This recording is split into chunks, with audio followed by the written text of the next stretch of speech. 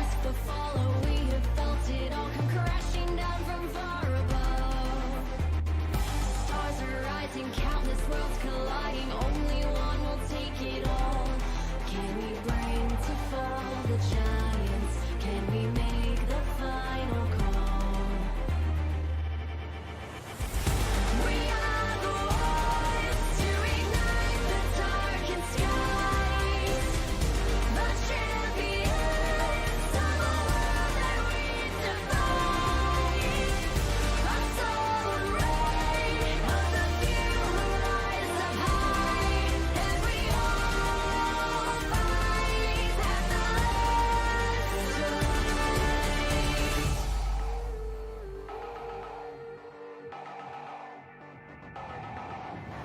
Hearing voices from afar. Join the madness when the curtain falls. Risk it all, hold nothing back. Seize the day, we must attack. Stars are rising, countless worlds colliding. Only one will take it all. Can we bring to fall the giants? Can we make the final call? We are the ones to ignite the darkened skies. The champions of a world that we defy. A solar ray of the few who rise up high. And we all fight at the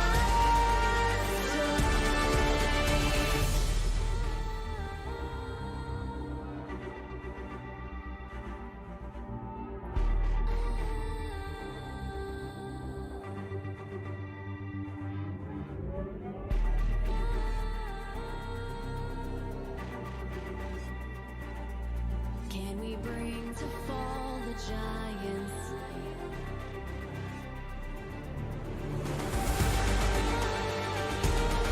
Can we bring to fall the giants? Can we bring to fall? Hey guys, everybody, welcome to the Risen Esports Championship and winner. Today we got Ryzen Esports versus Dawn. This is the fourth match on the Swiss system for the tournament so far. Sadly, both of the teams here today, they've ended up 1-2, so both of them are currently out of playoff contention. However, this game does still have some importance to it. Both teams are still playing for their pride, of course, and for points. The points still do matter regardless if you finish first or 20th, as these will stack up and, they determine whether or not your team can make it into the proving grounds. Now, getting into the draft here so far, we already see on the side of Risen, they're banning out the Fiora, which is something that we did see quite a lot out of Orises. Yeah, we checked out the OP.gg. We did our research here intact, and Orises is a really good Fiora player. We've seen him play really well in solo queue, so the fact that Redefy really it's a respect ban, I believe, and along with the Poppy ban on Dawn Esports side, respecting Topopotamus on the other hand, who's a really strong tank player and has been really good on that Poppy. And yeah, both of them, sometimes you look at their profiles, they might be considered one tricks. However, a lot of priority on the side of Risen here being put onto their jungler, PieSwag, one of the crucial members for most of their wins. He's been noted for his great objective control, his early game pressure on these picks, such as that Olaf. And immediately answering the opposite side is the Lilia, someone else who also clears with great speed and also has amazing early game pressure. That's true. Olaf, extremely strong in the meta right now, probably one of the best junglers. His ability to just clear and immediately go counter jungle against the enemy is extremely valuable right now. And PieSwag, based on our research, is really good on the champion. So the fact that they didn't ban it is expected to Redefy just snap it up immediately. Meanwhile, Lilia and Kai'Sa picked over by Dawn Esports. Both are extremely strong power picks in the current meta. Lilia with her ability, with being an AP jungler and her ability to CC from afar, and Kai'Sa being one of the strongest ADCs on the current patch. And what I'm looking for is, hold on, what they pick in the ADC for Dangle, and it's going to be the Jhin. They left the Heimerdinger open for him, but instead he opts for the Jhin, something that we didn't quite expect from the Redefy AD carry here. Perhaps this is an answer into Kai'Sa. What's your take on that, Miles? Yeah, I do think Jin is a very good answer to Kaisa because although Kaisa is extremely strong right now, she is a short range ADC that requires going in to the enemy team. And Jin, long range, he can play keep away and burst Kaisa down before she can get in range. And yes, sir, we see that final pick for Redefy is the Maokai. And one thing about that pick is it could be flexed to either top or support on this team. We know both Topopotamus and Special K have proficiency on that tree.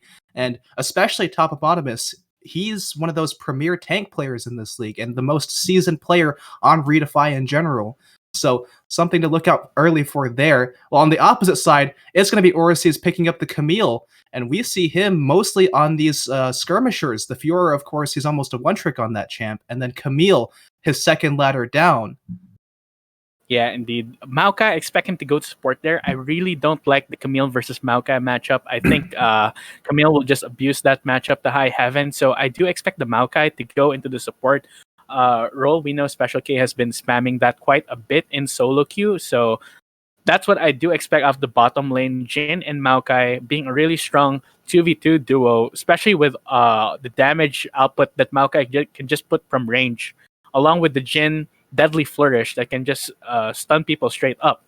Camille, on the other hand, extremely strong power pick in the top lane. Very few counter picks available. Of course, the Jax is still up, but I don't really expect Topopotamus to be playing that. So I expect more of a tank in the top lane, a weak side top lane, and I do expect Redefy to be playing towards this bot side. And it seems that Don does agree with your take on that Maokai most likely going into that bot side, as we see them banning out the Renekton power pick there. And you're mentioning how you want Topopotamus on a tank that can answer the Camille. If Maokai is not the answer there, then what is the answer? My mind thinks of the Malphite and the Ornn, and there goes that Ornn right there. So do you think we're going to be seeing the big mountain man on the Rift today? We could be seeing Malphite. We could also be seeing the Sion. It really depends on what Topopotamus is feeling right now. I'll be keeping an eye on that top lane matchup. If Topopotamus can stop Camille and be even with her, basically, I think it will free up Redefy to find objectives and advantages all over on the other side of the map, especially with the strong 2v2 they have on the bot side.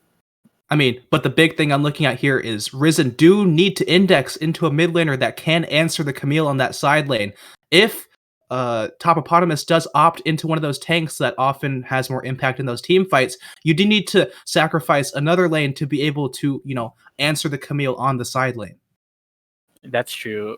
Possibly Twisted Fate, which I see a lot in competitive right now. He's really strong with the globals. He's really strong in general. So a Twisted Fate could be a good answer towards the side lane. I wouldn't expect Twisted Fate to be winning those 1v1s, but I do expect that he'll be given side lane pressure if they decide to pick it. Dawn Esports going for that Alistar, the Alistar Kaisa combo, of course, being extremely strong right now. Both synergize really well considering the headbutt pulverize combo along with Kaisa's ultimate. They can just go in immediately, burst someone down, as we've seen many times in pro play. And it's actually going to be the Cho'Gath for Topopotamus here. Interesting tank choice there. And one dangerous thing that I'm looking at right now is Dawn Esports have saved this mid lane for their counter pick. And this comp from Risen is looking especially susceptible to a possible 1-3-1 comp here. Victor going to be locked in finally for Jay Chou. And now we have to see what Dawn responds with there. That's true. It's Victor is a pretty safe pick in the current meta right now. He can scale really well, super strong in that regard. So I do expect Redefy to be playing a bit more safe, I would say, regarding their champions. The Cho'Gath, of course, extremely strong in the late game. It's a Zed answer into this Victor. Not something you see often, and this means confidence whenever you see an assassin like this. Meslo picking up the Zed. I didn't expect to see this one coming, but to be fair, not much is known about Dawn Esports. I can't say more about their playstyle and what their preferences are. So far, this Zed, though, I'm really interested in what he'll be able to pull off with it. If he can pull off those key assassinations onto the Jhin, onto the Victor, then it'll be extremely good for Dawn Esports. Yeah, like we don't know a whole lot about Dawn. They are sort of like the X factor in this league. We don't really know what style they play. We don't really know their mechanical ability. But what we do know is the fact that Risen actually managed to... Hold on. Are we going through the ban phase one more time here? Yeah, I do believe that was just a pro draft and they're in game right now. So, all right. Well, in that case, we were talking You can- about how Risen, they got their comp that they wanted. They're known to be playing around the team fights and the objectives. Redefy Esports. Redefy Esports. Yeah. And logo's right with our there, but- comps fleshed out, we're going to be heading into a quick break before we head on to the Rift for competitive integrity. We'll see you in just a moment.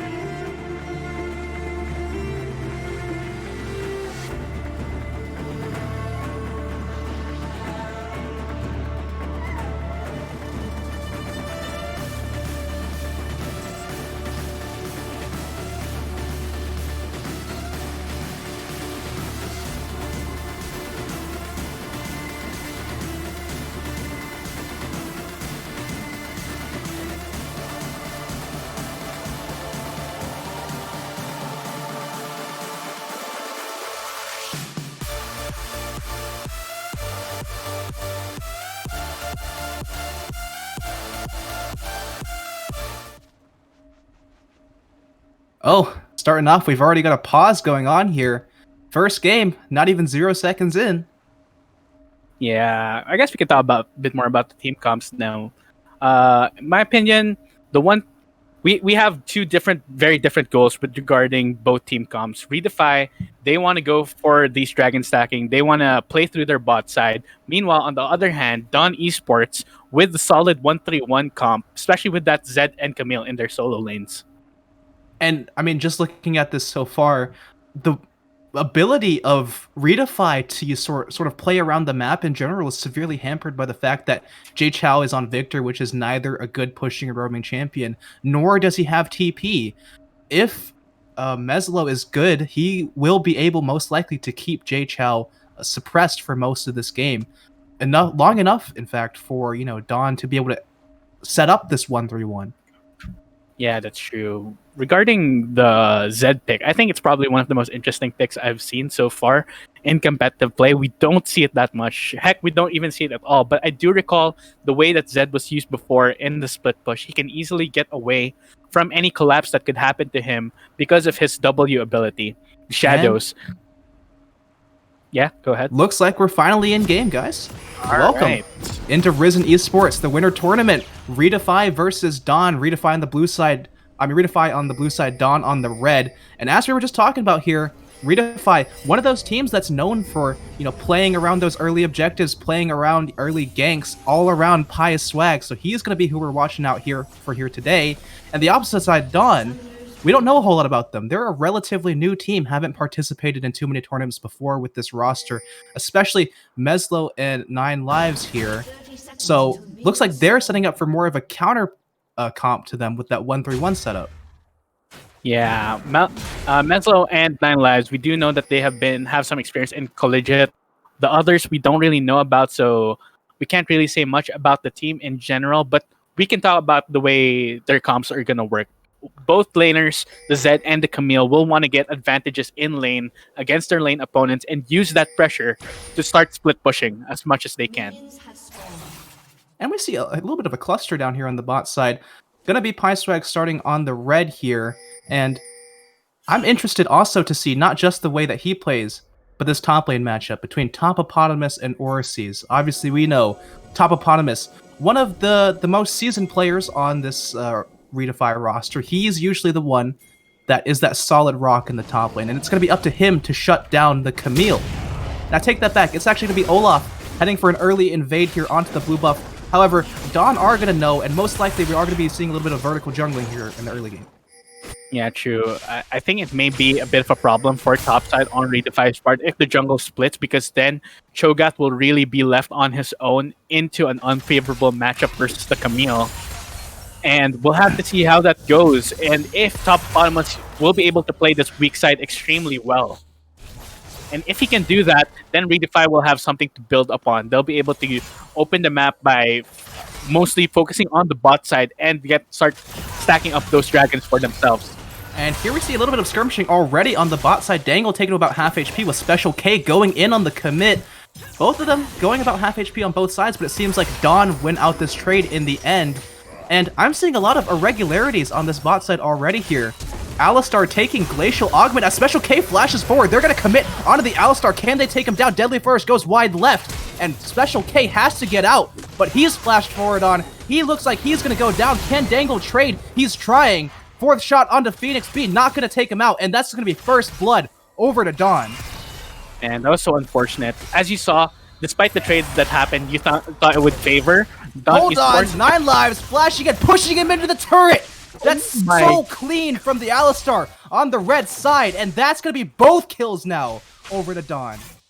Oh man, that's a bit of a disaster for the bot lane of Redefy. They went for that early level 2 advantage. As we go through the pause here, we can talk about a bit more about that. They did get to level 2 first, and immediately Maokai tried to go all in on that. Unfortunately, Jhin just missed his Deadly Flourish onto the Alistar, and it did not turn into a kill.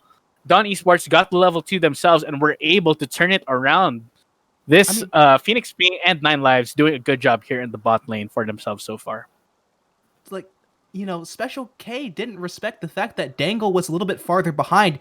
He flashed forward into a minion wave, and it took a couple seconds for Dangle to walk up and begin hitting. Meanwhile, he had already fallen down to about half HP, he being Special K. Yeah, that's a bit of an unfortunate situation down there in the bot lane. So possibly Redefy will have a bit of a hole there that they need to make up for eventually. But it looks like this mid lane matchup is so far giving priority over to the Olaf to continue his invade. Despite what we said earlier about Victor being a scaling matchup, it is still a range into melee matchup in the bot lane, so Victor should have a bit of advantage in the early game until we hit level 6, and we'll see what this Zed can do. I'm not just excited by the fact that we've already been seeing early action in the bot lane. I'm also excited by what these bot laners have taken. Glacial Augment on Alistar, Miles. What is that? That is an interesting pick. I'm surprised Alistar decided not to go for something like the Aftershock, which I think is a better rune setup, but it should be good for slowing down the enemy team, at least when he does the headbutt pulverize combo, which will combo well into the stun from his passive. Last season in 2020, we saw a lot of Glacial Augment whenever these champions would go items that would provide a slow. And on something like Alistar, my mind immediately goes to the Turbo Chem Tank. I believe that does still slow whenever you get in the vicinity of the enemy champions, correct? Yeah, it does. Turbo Chem Tank might be the item that Alistar is going for here. If I'm not mistaken, I'm not sure if it got buffed this patch, but I know it will get buffed eventually. But it's still good if Alistar wants to engage, which I think he'll be able to do very well into this kind of team comp that Redefy has made for themselves. Definitely be wanting engaging now, especially since Phoenix B, first back, he's already got the serrated Dirk. He's a good 30-40 AD up on RD Dangle on the opposite side on the Jhin. And this really hurts their chances, as now it's Topopotamus's turn to get into some action. Dogma up there, gonna hit him with the Swirl Seed. Hookshot, wall shot, goes wide right as he flashes away. Watch out, Eat collapse on the center as Dogma, question mark, takes out Topopotamus, and the whole map is starting to disintegrate here. Yeah, that was a bit unfortunate on Topopotamus' side. He was playing extremely well into the Camille, actually getting a CS advantage, but he overstayed just a bit too much, and Lilia was able to get the opportunity to gank him in, and that's a bit of a hard one to justify for Redefy.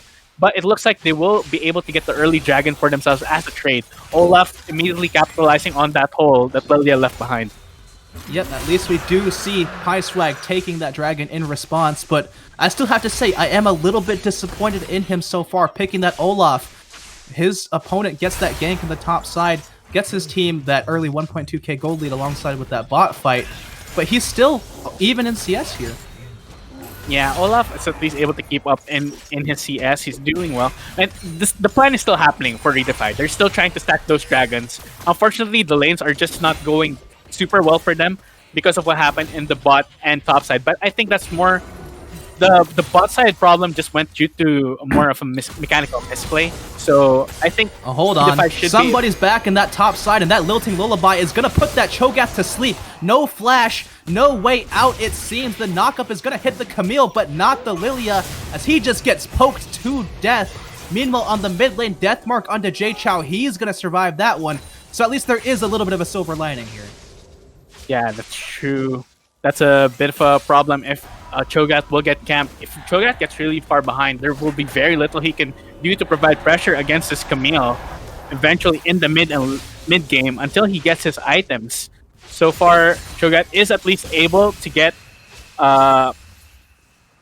one component for his mythic item, Sunfire, and that will at least give him a bit of tankiness to try and survive this early game, but I'm not sure if it will be enough. What I'm most concerned about here, Miles, is... Hold on just one second. We got a little bit of a roam here. Special K coming to the mid lane, but nothing doing as he just shadows away. But we see who's getting fed on the side of Dawn. It's the Lilia, and it's the Kai'Sa. If Dawn want to run 1-3-1, they can. But if, these team fighters, the Lilia and the Kai'Sa, get ahead, it might just nullify the advantage that Redefy have when it comes to 5v5 team fights. This dragon securing might not mean anything if, Dawn can still win those dragon fights later in the game. Yeah, Redefy are in a bit of a hole right now, I'd have to agree. it will be interesting to see what they can do to get out of it. I believe they got to focus on really farming up, starting to play safe, pull back a bit, not be as forward to get themselves vulnerable again for these ganks.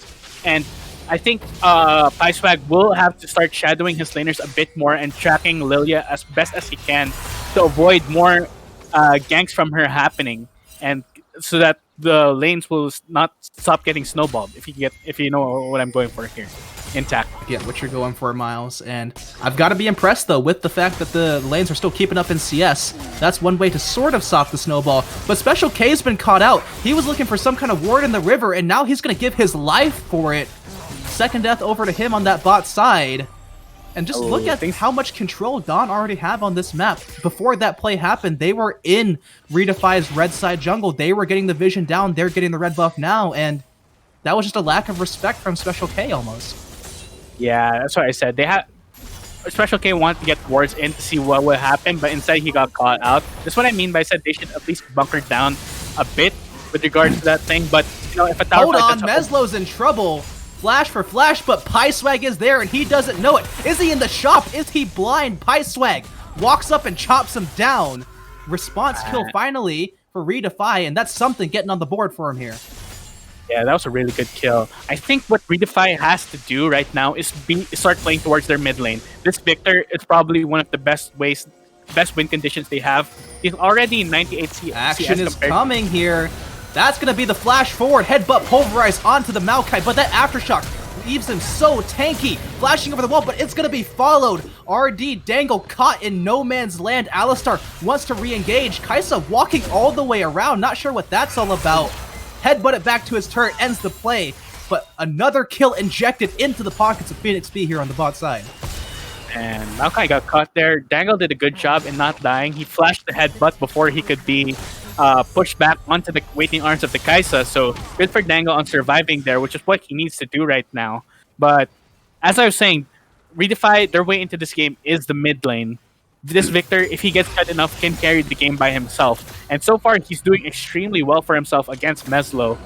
Zed, not able to affect the map as well as the Lilia right now, and he should be roaming, I believe, going towards his top and bot lane to start getting kills and start snowballing. Yeah, certainly got to be very impressed with Jaycho so far. Already 20 CS up on his adversary in the mid lane. But what I want to direct everyone's attention to is this Drake up in 10 seconds. Bot lane is resetting for the side of Dawn to get ready for a little bit of a tussle around that. Dogma's also pathed his way down towards that bot side of the map.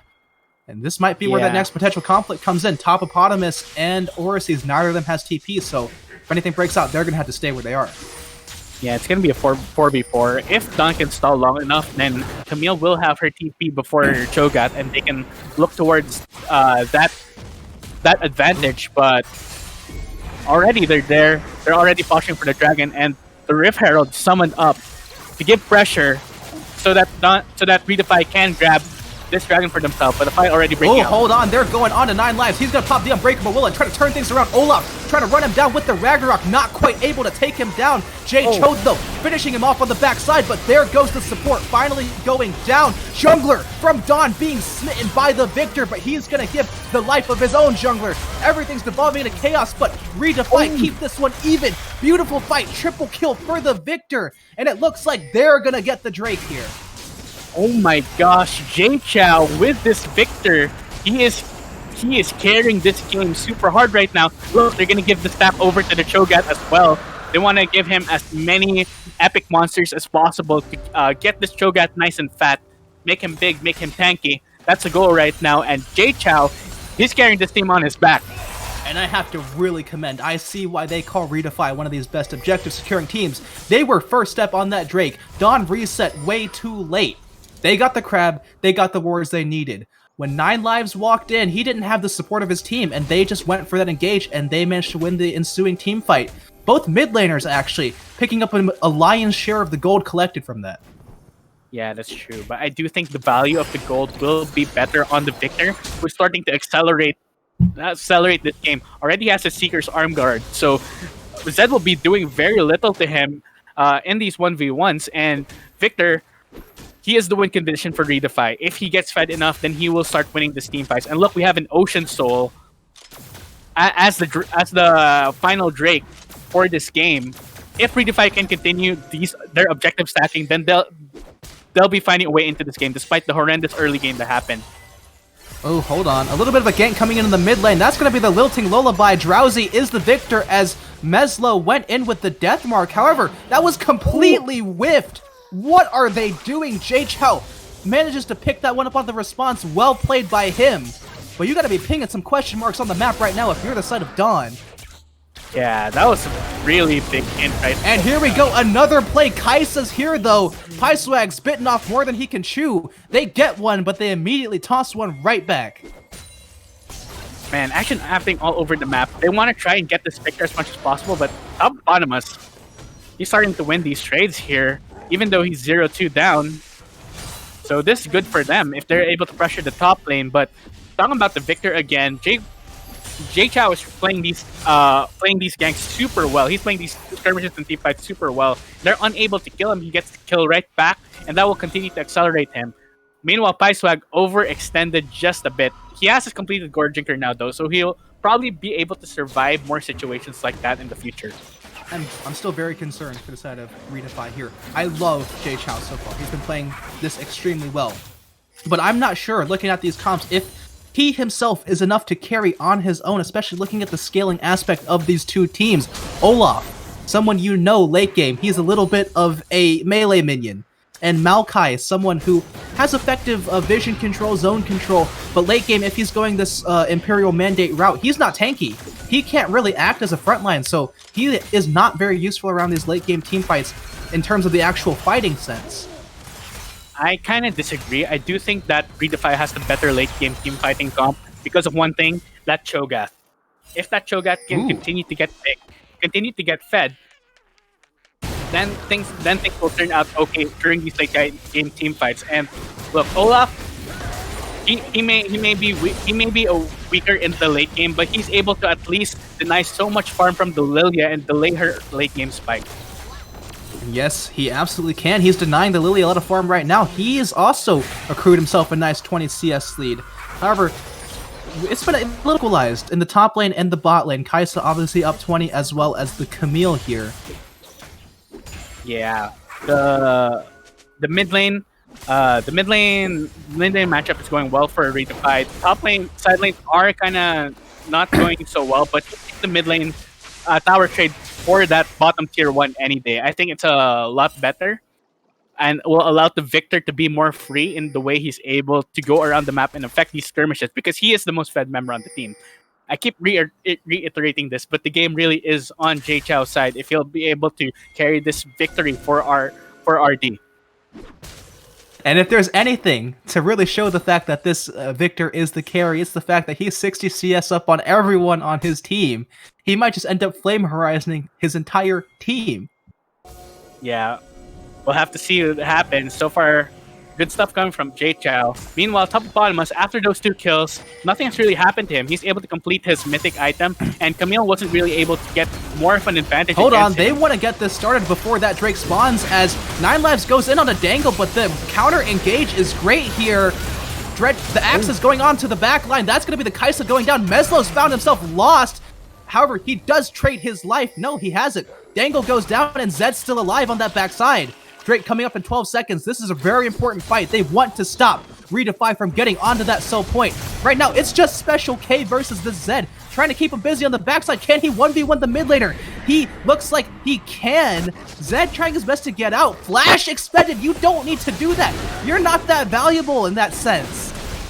Oh my gosh. Redefy, get this Drake. And Meslo loses his flash for no reason.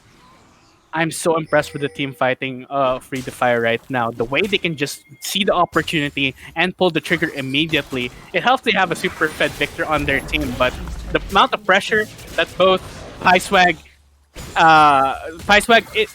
gets from dropping this Rift Herald just in time for the objective is extremely vital. And I just think that Dawn looked very lost in that last team fight, I must say. What was the thought process of that engage? They didn't have vision of the backside behind the Jhin. They didn't have control of the river. They should have focused on that instead, but instead they went all in on the Jhin for no reason. Yeah. Well, I think they just really want to get that pick right before the Dragon because it was getting desperate for them. They really want to be able to get it before. Hold on. they're- Did you just see what I just saw? Hold on. Well, we just saw Camille go down, and we're about to see a tree go down as well, trading kills on different parts of the map. But do you see Alistar's item? Am I tripping right now? Is that a stride breaker? I don't know what to say. This Stride breaker Alistar, he's gonna go down. I'm not sure what the logic of this Alistar is because sure he can be able to catch people, but you're not trying to chase people. You're not trying to catch people on the Alistar. You have a free engage. You have a pulverize. I'm not sure what this Stride Breaker brings into the table. But He's trying to Alistar pair it with bought the it. Glacial Augment, but I feel like Turbo Chem King would just do the job so much better. Victor, though, he's in some trouble. The carry, J-Cho, he is in a precarious spot. His team's nowhere around. He's going to get picked off, and that shutdown goes over to Dogma. Oh man, that hurts. I think you'd rather have that. Rather have it on your carries though, instead of the Lilia. But you take those. You take the shutdown anytime. But Victor may have died, but there's not really any objectives on the map that Dawn Esports can take in order to take advantage of that pick. Excuse me. Take advantage on that pick onto the mid laner, unfortunately. So it's a good shutdown nonetheless, but with the Dragon still coming up, I still think that Redefy has the advantage in the team fights coming up. Certainly they do, and I like their setup so far. Again, I have to reiterate, the reason they're getting so much advantage in these team fights is because they are the ones smartly setting up for where these fights are going to be. They're the ones that are already in the river, already around the lane, where they know the fight's going to happen with the vision, with all of the wards set up. And it's just like Dawn running into a brick wall. It didn't matter that they were behind. Yeah, that's true. I have to commend the map control and objective control from Redefy here. We talked about it in the Champion Select, and it's coming into fruition now. The way this team working together, it's right. It's pretty much a Great Wall of China against a bunch of Mongols that Dawn have right now. Well, I'm not sure how well that analogy would work out, considering the Mongols ended up getting past that one in the end. So, Well, what? All right, it may not be the perfect analogy intact, but it kind of works because it kept them at bay for the most part. We'll see though as the late game starts pulling out. This Cho'Gath is getting really, really big, and so far things are working well for Redefy. If they manage to get this Dragon Soul, then the game should be theirs for the taking. well, maybe your analogy might be a little bit of foreshadowing, because that Neck Drake fight coming up in a minute 20, and while that Victor is strong, you gotta remember, Dawn have a Zed. Zed with the Eclipse and Hydra, perhaps not the best items to assassinate Victor, but definitely can try to run up on that mid laner and burst him down. And without J-Chow, the ability of Redefy to win these team fights is put into question. So that's something you really had to be watching out for. Yeah, the question for Zed though, will he be able to burst down Victor in time? Victor does have his Zhonya's already prepared, so even if Zed manages to get the ult off onto the Victor, Victor can just Zhonya's turn golden, and the ult has no effect. Basically, it was wasted. So I think Zed will want to be going for the Jhin instead, who doesn't have as much protection as that Victor right now. True. Very, very, very true. So now we've set up what we need to be seeing here in 30 seconds. Now all we need to see is whether or not it can be executed, and especially whether or not Dawn can reset at the right time, whether or not Dawn can establish any control over the river this time. Because you don't want to be giving away Ocean Soul in any capacity. I don't care what it's for. It could be for Baron. You never want to give away Ocean Soul. And right here, Pyswag, he wants to be going aggressive before it spawns, and he ends up giving his life away. Topopotamus going to be munching down that Kai'Sa, though. In the bot side, actually, Zed versus Victor. Is Victor favored, it seems? J-Chow raying him down as Orisi's looking to avenge his fallen comrade. I don't think he's going to be able to do it, though. J-Chow is just so strong, and the cavalry's finally arrived. Deadly Flourish not going to be long enough to connect, but he's still skirmishing. He's still scrapping. Metal Lady's going to go down to Metal Man as the cow arrives late on the scene as well. That's Ocean Soul most likely. Look at this team. Redefy completely coming back from that horrible early game they found themselves in. And the credit goes on to the mid laner and the jungler for getting the objective, for getting that advantage in the mid lane and translating it to the rest of the map. Topopotamus played weak side extremely well, for the most part, outside of the two ganks that happened in top lane, which I think were kind of inevitable with the way the jungle was split up at the start. And some of these skirmishes right now, they're not making a whole lot of sense to me. We see Pipeswag kind of, sprinting it down mid, trying to get some sort of pick there. He goes down, but on the bottom side, there's another skirmish. And here's another skirmish. Phoenix B ulting in, not going to be able to get the Jhin. That felt like a bit of a desperation play there by Phoenix, but he is a lot stronger than the Jhin right now. So if Dawn are going to have any type of comeback here, it will have to be on the Kai'Sa, who is still an extremely strong late game carry. Unfortunately, it might not be enough. They don't have the damage to take down this Cho'Gath. Look at him. He's huge.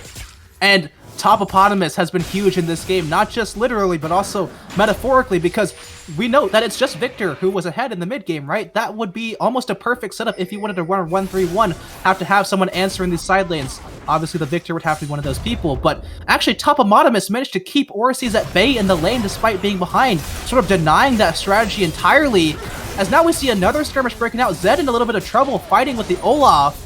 Not sure we're looking at the bot side here. Camille getting poked a little bit. And it's just all coming up heads for Redefy right now. Yeah, the late game has come for Redefy, what they were fighting for, and the way they played this game. Are they on Baron? I can't tell if they're on Baron right now. Hold on, Topopotamus looking for a solo kill into Orisies as well. A lot of things happening. Baron down to about half. Olaf down to about half as well, though. Special K want to be zoning them out, but here on Maokai, you have Imperial Mandate. You're not a tank unless you're a top laner, but that doesn't matter. Immediately trading onto 3, looking for the 4th. That's going to be almost the ace. Just the Camille on the other side, alive to tell the tale of what happened to Dawn Esports. And that's going to be Baron and Soul over to Redefy. Oh my gosh, that was such a big overstep by Dawn Esports trying to contest for that Baron. But I think it was just a desperate play by them. If RD gets this Baron as well, then I think things are just shut down for Dawn Esports right now. I see a very little way they can come back from this game. The gold lead is already not in their favor, and the Baron plus the gold, and this Victor just does way too much damage. Maokai gave his life for that fight, but I think it was well worth it. And at this point in the game, I feel like it's time to stop talking about how did Dawn win this game and sort of reflect on how did Dawn lose this game. Looking at, they had so much potential in this early game. How did things go so wrong? I think Topopotamus was the key there. He was able to just neutralize top lane Camille from going out of control and being able to put pressure despite being down 2 kills. I just want to reiterate that. Cho'Gath was down 2 kills and had more pressure than a Camille. It's amazing. This just shows the veterancy of Topopotamus. When we were looking at these teams before the game started, we noted he was probably, despite being the tank player, one of the best, on the team, the solid rock, the member to propel Redefy to victory. And he absolutely shows it. Despite Orisies getting a lead, Topopotamus has the lead in skill, it seems. Yeah, that's true. Unfortunately for Dawn Esports, they got so much in the early game due to outplays and small mishaps around And a small mishap here from 9 lives, it seems. The Olaf just rampaging with the Ragnarok sends him to Valhalla. Dogma left prancing around wondering what the hell just happened to my support. What's happening to my base? What's happening to me? He gets zapped as well. 26 minutes in, that base is broken. Yeah, I think the game's gonna end here. There's no way that Dawn Esports can manage to defend against this. This Kai'Sa, unfortunately, not gonna do much along with the Camille, and they're just guiding in the minions into the base. RD ending this game, despite the early game deficit, they've hit late game. They were able to complete their objectives that their team completed, but it just looks like they're winning the mop of a few more kills, padding the ego stats a little bit. Desperation play from Dawn, nothing doing. All 5 members survive. Some of them even healed with that Ocean Soul. Are they gonna fountain dive? Maybe not. There goes Topopotamus, and they're gonna end the game. Solid showing from Redefy. I was doubting their capacity to win through these team fights, but they end up showing their power and this objective control around this Drake and pull out the surprising win. yeah, that's true. Unfortunately for Dawn Esports, they just weren't able to get their game plan rolling. It was put pressure on the lanes, start a 1-3-1 with the Camille and the Zed. Unfortunately, they just weren't able to do that. Zed was not able to put enough pressure on the Victor, and Camille was he got shut down by Cho'Gath. Oh my! And the one major part of the map I'm very disappointed in is the bot side of Dawn. You would have thought after 3 kills, after getting that early Dirk, that Kaisa would have made a huge impact, shoving in her lane, getting them control over their jungle, getting them control over the objectives, and it just felt like she was invisible for most of these team fights, in my opinion. Yeah, I think that Dawn Esports have to look back at their game plan and be able to adjust it mid game, because sometimes you can't tell when you'll get an advantage on the map. Then you have to immediately start playing towards that advantage. If I was Dawn Esports, I would be diving bot 24/7 with the Lilia, with the Fed Kaisa, and the Alistar as much as possible, because that's where your advantage lay.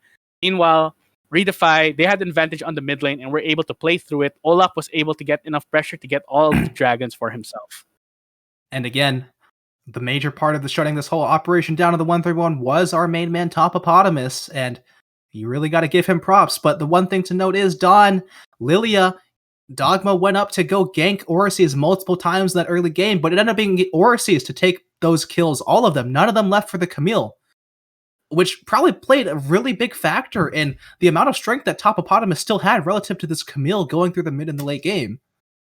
Yeah, that's true. I just have to give props to Topopotamus for playing that out super well despite the earlier deficit he was in. So good job to Redefy Esports for winning this game. I thought it was almost doomed from the start, because the way the League of Legends snowballs right now, if you get early advantages, usually that results in a win for your team. But Redefy, having probably a better mental, having better teamwork, playing together probably longer as a team, just did extremely well, and I'm happy for them. Yep, we're really happy for them, and we're happy that they secured this first win. Obviously, still a best of 3, so nothing, for certain so far this game. And we got to see how these two teams switch up. Obviously, if you're Redefy, I'm hoping to see this more of the same, more of this good teamwork, this power of friendship. But from Dawn, we need to be seeing a little bit better cohesion in these next few games. Yeah, indeed. I want to see Dawn Esports improve. They had potential. It was there. The game could have been theirs for the taking, but it just didn't translate. So I want to see better adjustments from Dawn Esports coming into this next game to bring it to a game 3, hopefully, because we want more League of Legends, we want more hype matchup. Let's keep going. All right, and with that, hopefully we don't see Stridebreaker Alistar, and hopefully we can get off into our next match. For now, we'll send it to a little bit of a break as we wait for Game 2 of Redefy versus Dawn.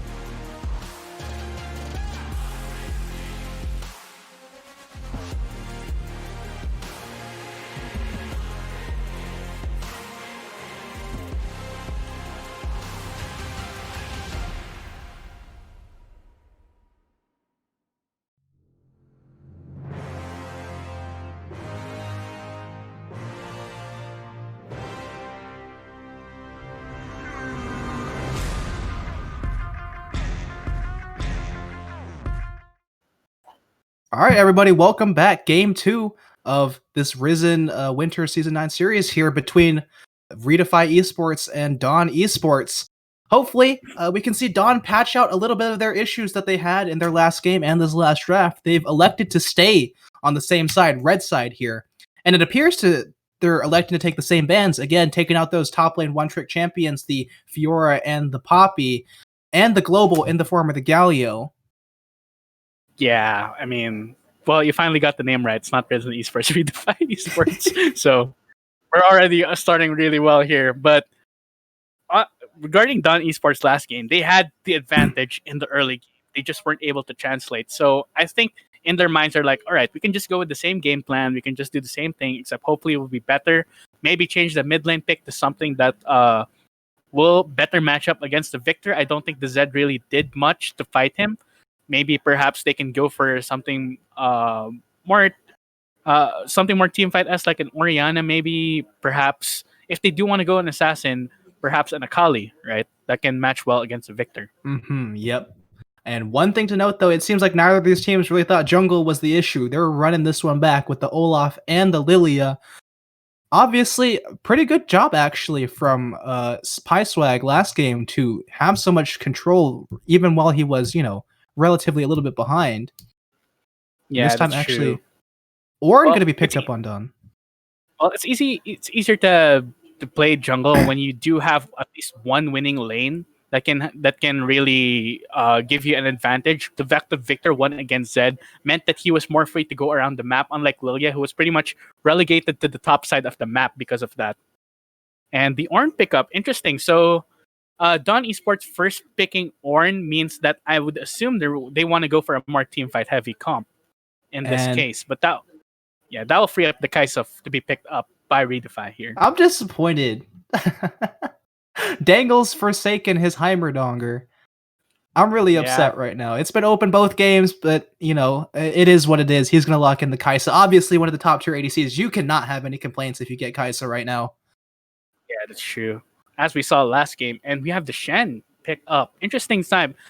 I do think this is a counter pick onto the Ornn because Shen is really good into almost any tank, and he can just win the 1v1 straight up. There's still a possibility that the Shen could be flexed into support. I don't think it will be, but that's something to take a note of. Well, obviously, last game there was the Maokai. That could have been flexed into either role, and it was, so obviously going to be, oh my goodness, they're going to pull out the Vayne. That's the confidence pick right there, 100%. Probably Phoenix P went back to his little room, his gaming room, said to himself, dang it, I won lane. How did I not win the game? I've got to play for me. And now he's picking the Vayne. So if he wins lane again, he's probably going to win this game. Yeah, that's true. Vayne is extremely... I think it's a decent matchup into Kai'Sa. I do think that Kai'Sa still wins out in the 1v1 just because of the amount of burst she gets from her items. But this Vayne can take down the Olaf, can take down the Shen. It's kind of a skill matchup, basically. Oh, somebody's scared of the Victor. That's going to go away. None of that for Jay Chou. And you got to see whether or not he goes to a global this time. Last time it was him, being a static mage mid laner. And he did end up carrying, so no complaints there. But with the Shen, obviously, there's huge potential for big plays if he gets his hands on something like a Twisted Fate. One thing I want to take note of is Meslo. I've heard from specifically Kelsey Mosler here that Meslo is someone who actually favors AD bruisers from the way he played. So maybe we'll see something like that to support the Vayne that was picked by Dawn Esports. I would lean towards that if I was Dawn Esports. If they're going to try to play through bot side, just go all the way. Go for a protect the Vayne comp and see what you can do. You want to know something funky? What? The last couple of Vaynes I've seen, honestly, a few of them have been Vayne mid lane. We can't rule that possibility out yet. No way. Honestly, that's the first thing that hits my mind right now. I'm seeing, they banned out the Victor. They've got a Vayne. Who knows? Maybe it might be the Vayne mid lane. I don't have enough evidence that Meslo plays Vayne mid lane, and it was barely successful in the times that it happened in pro play. So I'm not sure if they're gonna be brave enough to pull that out. Looks like a Zed ban from Redefy though. On this time, they don't want to deal with that either. Possibly the fact that they want with the Victor ban, they feel that probably that the rest of their the champions in their pool won't be able to match up well against the Zed. No, it doesn't look like it's going to be the Vayne bot lane. With the Lulu there, almost certainly it's probably going to be her. But this does mean they are going to, again, leave their mid lane with that counter pick. They're putting a lot of faith, again, into Meslo here on that red side.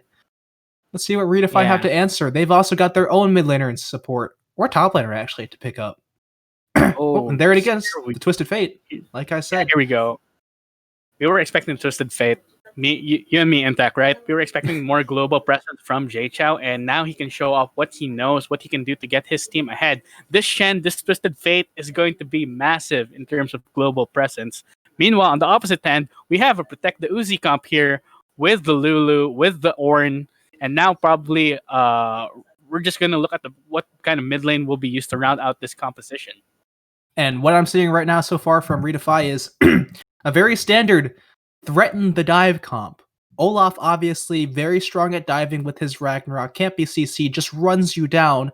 If you stack that with the Shen ulti and the Destiny Gate from the TF, there's pretty much nothing you can do to escape a dive other than have your whole team ready to counter almost. Yeah, that's true. And now it seems like we have a bit of an opposite. It seems like both teams kind of switch comp, if you know what I'm saying. Now, Redefy have the better 1-3-1. They have the better global split push comp with the Shen and the Twisted Fate. And now Dawn Esports are going towards a more team fight heavy comp. Now with this Echo pick, which is also strong, extremely strong assassin in the late game.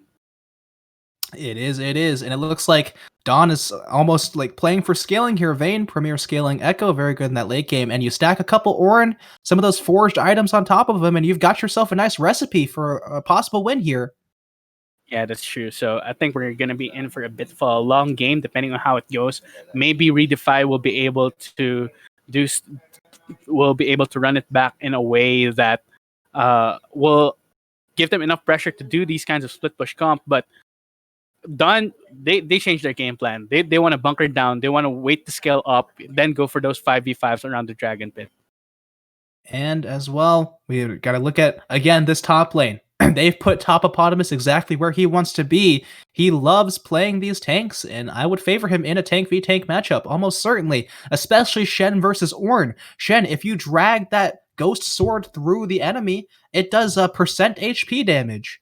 That's something that's very effective against these HP stackers like Ornn. Yeah, it's very, very true. If I was Redefy, I would be looking towards breaking down that top lane as soon as possible with Shen, or possibly trying to get an advantage in bot lane with the globals. I think that's probably what they're gonna do. Shen and Ornn will probably be left on an island, and then ganks will be happening towards that bot side. So I want to see what Dawn will do to protect this Vayne in the event of that happening, because any 2v2 can turn to a 4v2 in a snap. And they do have the Lulu. Lulu, obviously someone who's always been very good at protecting one specific person with that wild growth. But is it enough? It really does look like Redefy have a lot of single target pressure. That's true. Meanwhile, the Lilia, I think if she goes for the more supportive Moonstone Renewer build, I think that will be better for the team overall. Last time she went for the more damage-oriented Liandry's, and most people right now, I see a lot of it on Twitter, according to LS especially, that it's just not an efficient item on her. But we'll see what kind of itemization Dawn Esports, especially Dogma, opts to get for this Lilia. Well, we can't see what items they build until we're in game, and that's going to be a couple minutes as we're going to head to a quick break before we head on the Rift. The darkened skies, the champions of all that we defy.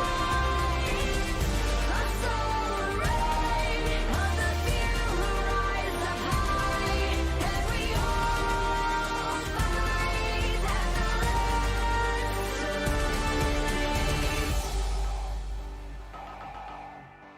last.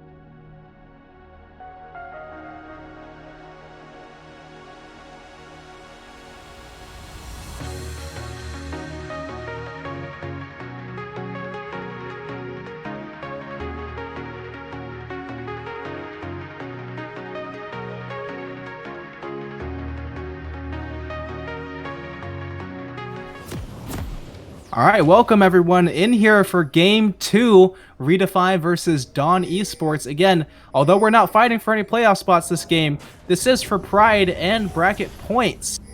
Whoever wins this will gain more opportunities to accrue more of those points and perhaps advance towards the proving grounds for the LCS. Yeah, you want to get as much practice as possible too, because when you're fighting against the top players in the region, you want to be as good as a team as possible. You want to be as cohesive as possible. And now it looks like we have we don't have really much of a comparable early game to the last time. We'll have to see what happens, but I do expect that things will kind of become in the early game as well, unless another 2v2 kill happens in the bot lane. I mean, looking at these lanes, Ornn and the Vayne, these lanes are going to be probably pushed in very highly, very frequently by the Shen and the Kai'Sa Nami, which could free up, maybe a little bit of roam, maybe a little bit of group invade, putting the pressure early onto Dogma. Something that, we got to look out for, especially with how we know High-Swag loves to control these games. Yeah, that's true. It didn't really have... Python wasn't really able to invade as much in the early game, probably as much as he did last time, but it looks like we do have a late invade here in the bot side of the map. A little bit of deja vu here. We saw this last game as well. Probably going to end up with the same sort of vertical jungling here as Olaf is looking to take away this blue buff early. Actually, a little bit of contest here coming in from the Dawn bot lane. Vayne and Lulu giving them a little bit of annoyance, but nothing doing. They are just going to secure that blue buff. Ward drop down. They know Python's still here. In fact, he might have overstayed his welcome. Has to use the Smite. Ignite dropped on him. Both flashes used. Actually, it's the Lulu who stuck her head in too far. And it's been chopped off with that battle axe. First blood over to Redefy. Yeah, I'm not sure what's going on there. Hold on, we got another brawl going. Lifesteal trying to keep High-Swag alive. Not enough, though. Phoenix B trading that lead right back into Dawn's hands as Meslo looking for Silico flashing forward. No Ignite means he survives. Oh my gosh, so close here, Hap, for both sides. Hold on, he's going it again. Got him. What are they doing? All right, that was a bit of an end there by Jay-Chou, not respecting... I think we're watching the same game again, as again, Dogma looking for early ganks onto the top side. Topobotamus forced to use his flash early. The Brittle is procced, and both of them flash, and that's another over to Dawn. 3-1 now, 500 gold up, and it's only 3 minutes into this game. All right, so we saw RD. Man, so many things to break down. So much stuff happened throughout this early game. RD tried to go with the same game plans they did last game, trying to split up the jungle, but this time Lulu and Vayne were able to respond against Olaf, even though Lulu kind of gave her life for it. But that did give Vayne the red buff, which gives her a small advantage, but it looks like she's not able... She had to back away immediately because Kai'Sa has such a big lead here in this bot lane. They're going to push this lead, this big minion wave onto the turret, making it very hard for Vayne to pick up any CS for herself. Yeah. Falling behind by 15 CS already. It's definitely not a good look, but Vayne we did expect Vayne to fall behind early, so it's not really, quote-unquote, the biggest deal, I guess you could say, as Jay-Chou's walking up. He's got Python behind him. Meslo, though, just looking for that short trade, which he does win out in the end. There's a really quick Lilia coming in, fully stacked speed passive, but nothing doing there either. Yeah, if Lilia had gone for that, Lulu was right there behind TF, ready to assist her mid laner. Unfortunately, there for Dawn, they weren't able to get something back from that. But the solo kill in mid lane onto the Echo, you gotta love it. Poor Meslo right there. Despite Dawn getting these early kills, I still do feel like Redefy do have more early pressure regardless right now. Yeah, we'll have to see how the mental goes. This is exactly what happened last time, where Dawn was able to get advantages early, but they kind of threw it during the mid game. We'll see if that happens again, or if they manage to mentally bounce back from the tilt of last game. You know what I mean? Of course, they looked completely lost, and that was around the second objective where that key fight took place, where they did not properly set up, not just for the second objective, but for any of the objectives in the game, as Meslo continuing to aggress onto Jay-Chou. That might be another solo kill, and it is! Level 6 over to him, not gonna have to use the Chrono Break there, but another kill in his pockets, and that Echo starting to get a little bit out of control here. Well, to be fair, Echo did not have the Chrono Break yet. He's not yet level 6. But again, this time, Dawn aren't messing around. They want to take the objectives for themselves this time. They're going to get an early dragon for themselves, not letting RD continue with their game plan. That happened last game. So And that's Solo... a huge problem if you're deciding to redefy right now. Any dragon stacking out of the scaling team with this Vayne, definitely not want to have it happen. Yeah, indeed. And now it's Dawn Esports with the pressure in the mid lane right now. This Echo really punishing the TF pick by solo kill him again and again. He already has Dark Steel, getting ready to snowball that lead as much as possible. And we see both sides of this mid laner here. Last game, Jay Chou was looking pristine. This game, put a little bit of question mark pings on him. There is another bad trade that he takes as a skirmish breaks out on the top side, way behind enemy lines. It's PieSwag trying to get a piece of this deer, throwing axes at him though. That's a little bit primitive. Conqueror procced as we take a cut down to this bot side. Bubble's gonna hit the Lulu.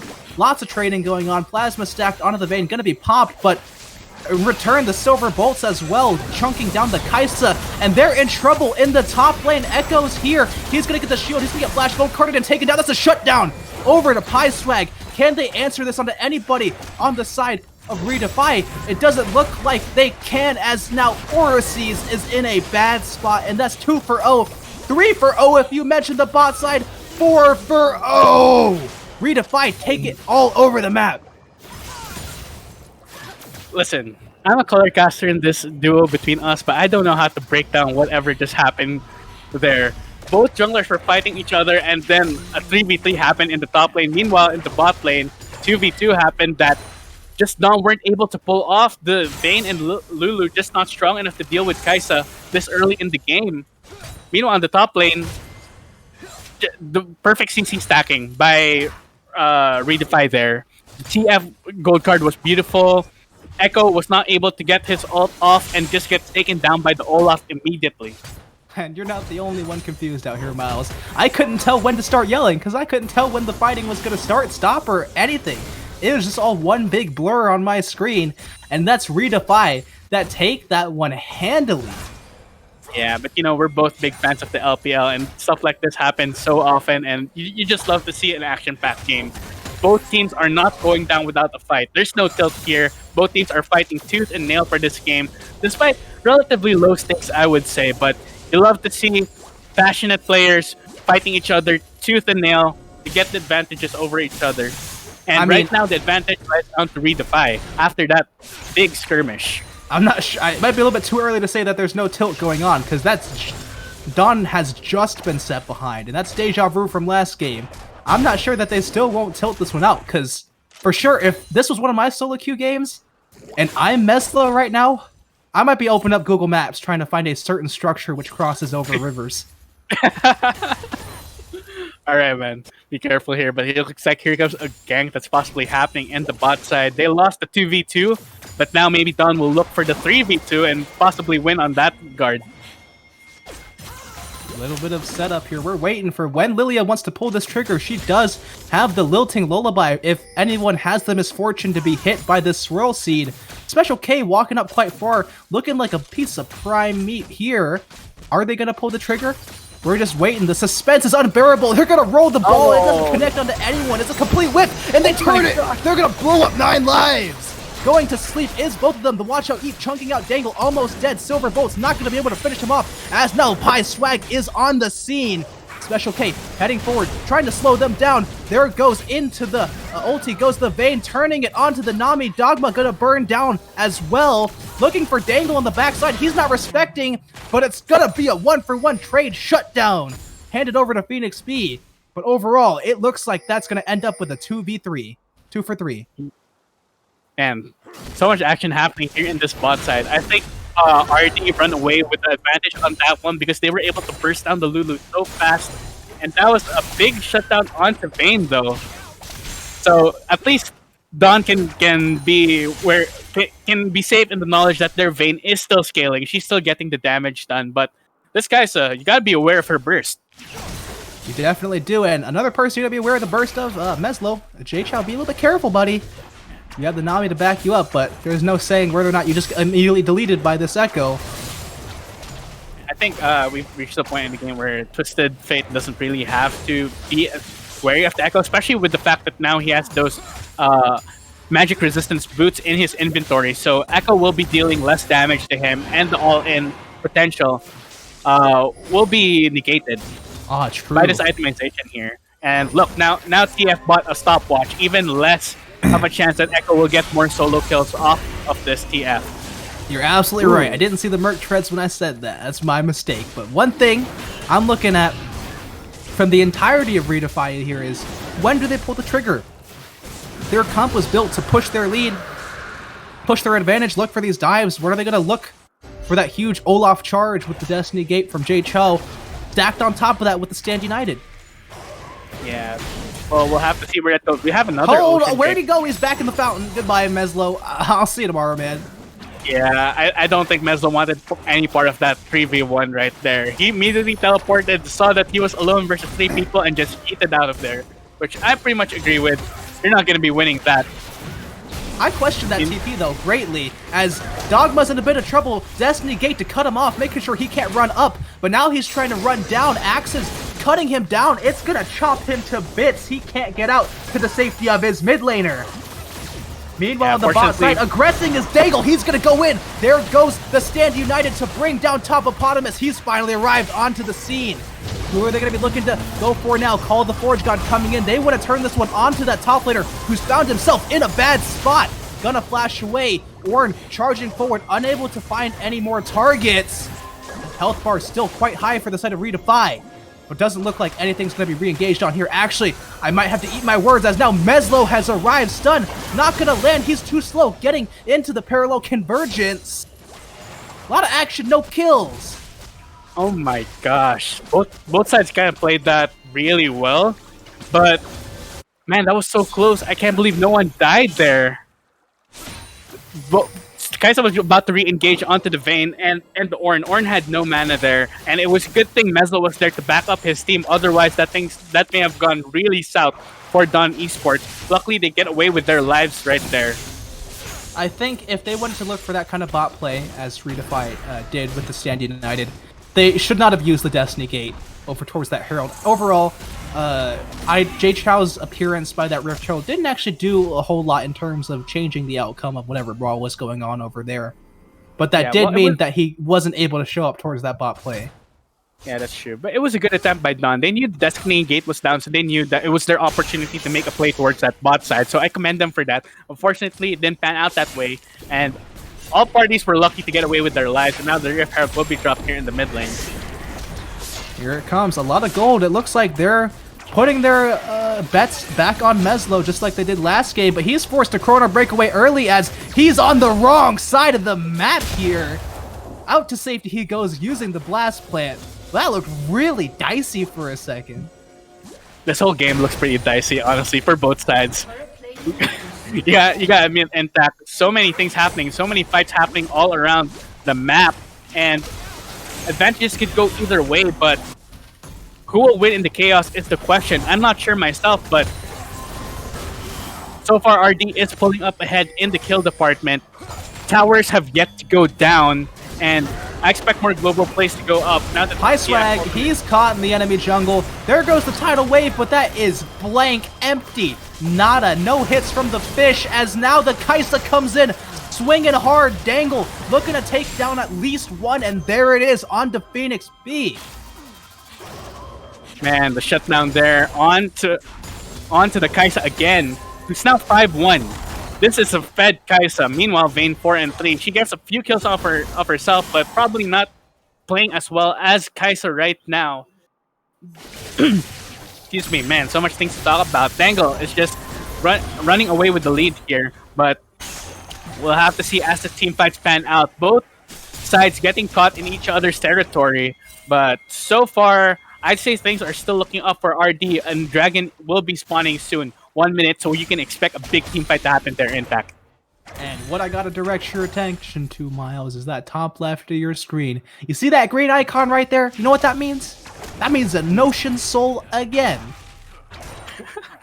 Yeah, both things will if we go by the track record of these teams, if we go by who's ahead currently in this game, Dawn better get themselves either they got to be sure about their scaling comp or they got to start looking to deny some stuff now. Well, the good thing for Dawn Esports is that they were able to get the better scaling comp, I would say, and I think we have a spectator bug where the I love stopwatch Sonya's. it's just constantly golden on energy. energy. You can It feel fills right me. now. So we got a bit of that bug going on, and I think we'll be hearing that noise a lot as long as Olaf is on the field. But as I was saying, Dawn Esports do have the better scaling team comp, I would say. The question is if they're able to get this Ocean Drake and stall out. I've fact already they're able to seen get- huge Yeah, improvements out of Dawn. Yeah, that's true. So props to them on that regard. Here we go. There comes the call of the Forge God. It's going to land on that back line in the backside. Special K gets exploded before she can do anything. There goes the Chrono Break. On the backside, though, Vayne taking down the Kaisa. That's the ADC down for Redefine. Do they want to continue to contest this 3v4? I don't think they do. J-Chow, left side, though, 9 lives all alone. They're going to look to get a pick onto him. He's luckily safe on the side, though. A little bit of a distraction. Redefine create as Dawn now looking to get back onto that Drake now. It's gonna be a smite fight. PieSwag, he slashes in and he's gonna secure it. That's gonna be second Drake over to the side of Redefine and they get a kill to boot. Lilia rubbing salt in the wounds and same thing with this Vayne. Meslo, what are you doing, man? Just run away. Why are you going back in 1v3? Gives his life away and that's 3 for nothing. Oh my gosh. I was about to say Dawn's praises for playing that team fight so well, but it ended up being... I don't know what that ended up being. It ended up being a disaster for them as Olaf was able to steal the Drake. Why would you go for the 50-50 there? You have to zone out the enemy jungler. Otherwise, bring it down to a 50-50 like that, they get the Drake and they get so many kills off of it too. They should have focused the Drake when they had the chance. There was absolutely zero reason all of them should have been peeling off that Drake to go save their Lulu, of all people. Yeah, that's true. I think Lulu would have been a good sacrifice for that Drake. And I think RD actually accepted it, but they saw the opportunity, they went for it. It was a risky play. They could have all died for it, but it paid out. Paid out, it does, and that seems to just be the way that Redefine has been rolling for both of these games. That's their motto. It's risky, but it works out. And, you know, as long as they keep flipping these heads, I see no problem with it. Yeah, that's true, but now Dawn will have to rethink their plan. They're gonna have to keep farming. They're gonna have to give more resources to this Vayne. She's really down in CS right now, and probably will have a hard time getting items. She does have her Kraken Slayer ready, but I do think Kaisa will have more items ready by the time the next Dragon fight does break out. I bet you're really happy, though, right now. I see a certain item on that Lilia that you were calling out that she should have been building. Oh my gosh, thank you. Thank you, Dogma. Hold on. Topopotamus in a bit of a trouble here. Lilting Lullaby gonna go down. He uses the Shadow Dash to get out of the reach of Meslo. Unable to proc the third ring of his passive. This Gen is continuing to hold out under this turret, waiting for reinforcements. And here they come. Destiny Gate gonna be popped. He's going for Dogma, who's so low on the backside. Hit him in the blue card with the face. He's done. Topopotamus, Man. He's gonna find a way to outplay this. The tidal waves comes through. It's gonna land on one, but it's not gonna stop Phoenix B on the pursuit. Gonna take him out. Again, going in is J-Chow. He's looking for his second victim. Meanwhile, Call the Forge got held just for this occasion, forcing him away. Polymorph, unable to throw the gold card. There it is, but it's onto the Ornn, the main damage target. The Echo is sticking onto his face, and he's gonna kick him in the face. Meanwhile, in the mid lane, in look the at this. face. Oh my What's gosh, going on? That's the Rip Carol. It's still got one more charge left in it unless the Lily can kill it. There it is. Last turn on the Nexus remaining. It's only 19 minutes in, and we're already approaching breaking point. Echo, Meslo, TP. He wants to cut off their retreat. PieSwag, he's going to have to find a new route out of here as he's being collapsed on. There comes the Ragnarok. There comes the Gore Drinker. Healed up. He's trying to run away as Dangle 1v1ing. Phoenix B on the backside. Going to be saved by the Lulu, arriving late onto the scene. Charge, gonna knock up PieSwag, likely him going down next, and it is left to the Wolves is the Shen, and that's a clean fight. 5 left alive, and that Baron's only got 10 seconds left before it hits the rift. Oh my gosh.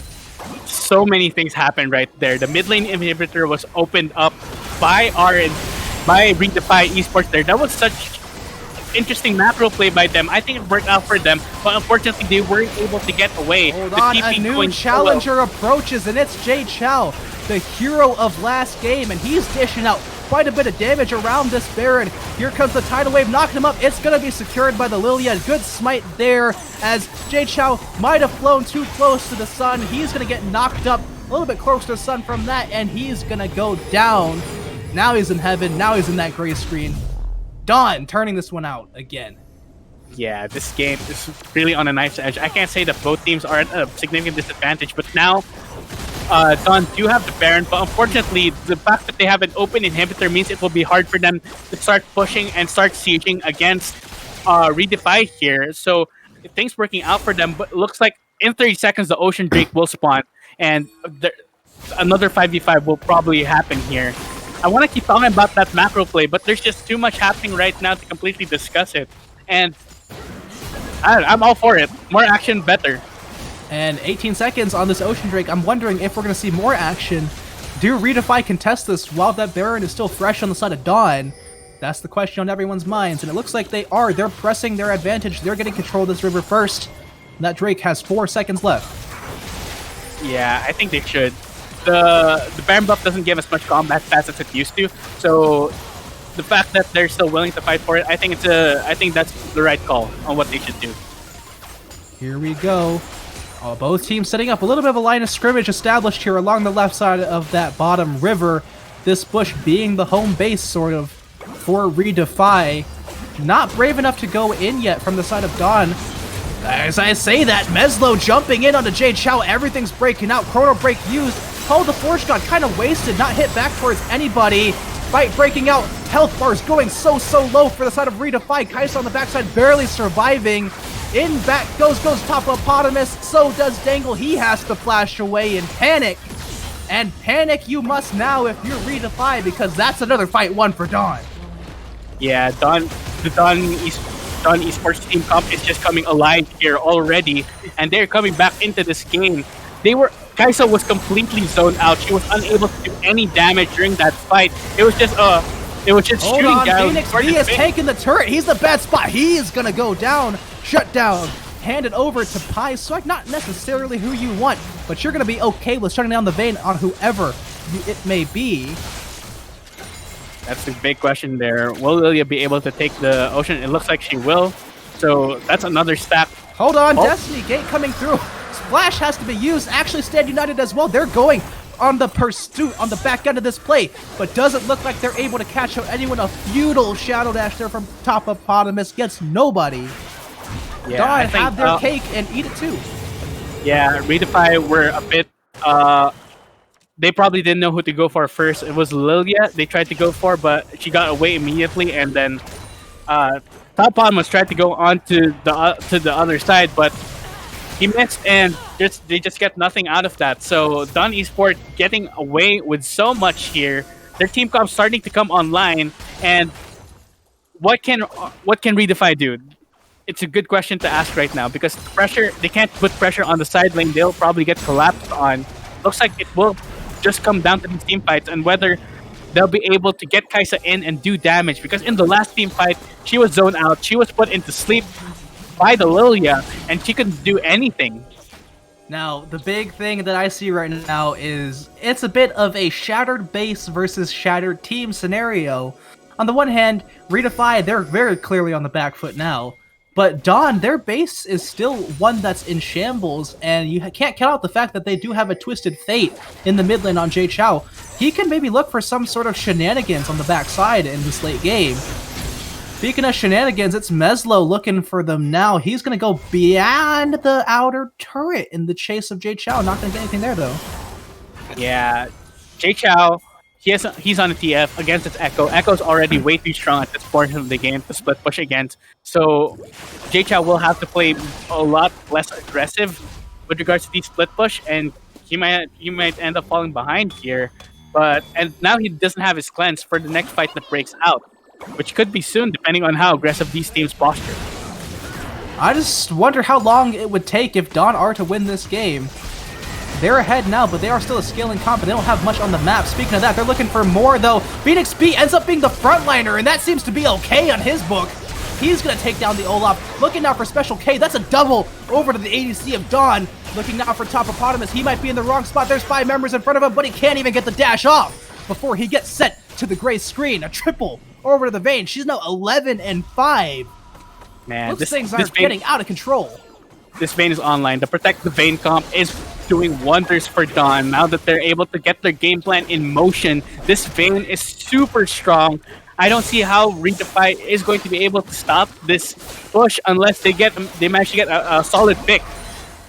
Their comp is not really built for team fighting, honestly. Their comp is built Hold for... on, we got the rocket belt into the dash. Meslo looking for something, but is a little bit scared by how much damage actually Dangle still does. Don't forget, this Kai'Sa's 5-3 with the Kraken Slayer Hurricane and BF Sword.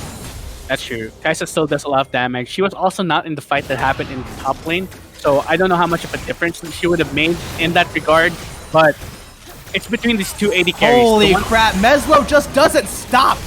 There he goes, he just nukes the sushi. In comes Phoenix P, looking to continue this fight. The Swirl Seed catches on a Dangle. Is that Lilting Lullaby gonna come through? Yes, it is. After Swag is already dead, this Kai'Sa's in a huge predicament, and there she goes. There goes the TF. There most likely goes Redefy's face. And are we gonna see the end here? 30-second death timers on the side of Redefy as that first tower is broken, as the inhibitor is broken. Continuing to press on is Dawn. It's just Topopotamus. What can he do? It looks like we're going to be seeing the end here. Call of the Forge God keeping the Shen at bay. First Nexus turret down. Still no response from Redefy. It looks like they're throwing in the towel. They're throwing up the white flag. And we're going to a Game 3. Dawn Esports come back from that tilting Game 1. Their mental is strong. They were able to just come up with a new game plan. They came up with this Protect the Vayne comp. They've looked to Phoenix P. We're putting the game onto you, and Phoenix P was able to deliver.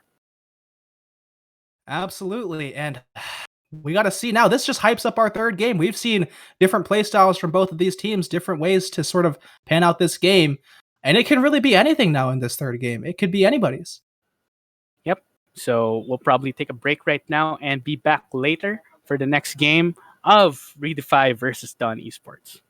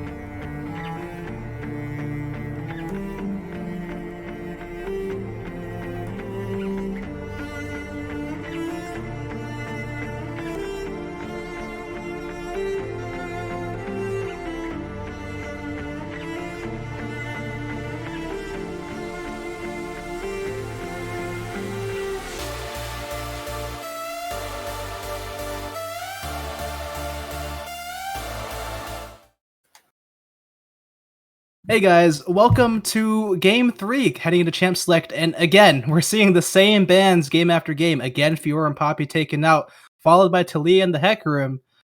But both drafts were very different from Game 1 from the last game, so just because we're seeing the same bans doesn't mean we're going to be seeing the same comp here.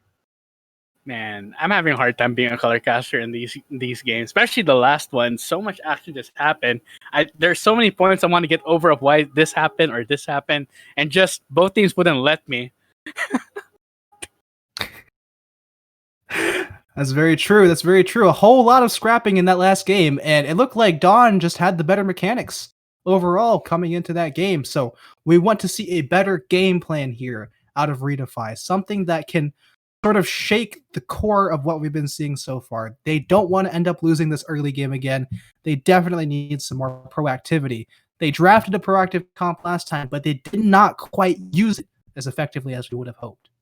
Yeah, the problem with proactive comps like that is you want to be getting ahead in these lanes early. Now, top side, that did happen in top side and bot side, but the mid was a gaping hole. Jay Chow just not performing as well on the TF as he did on the Victor.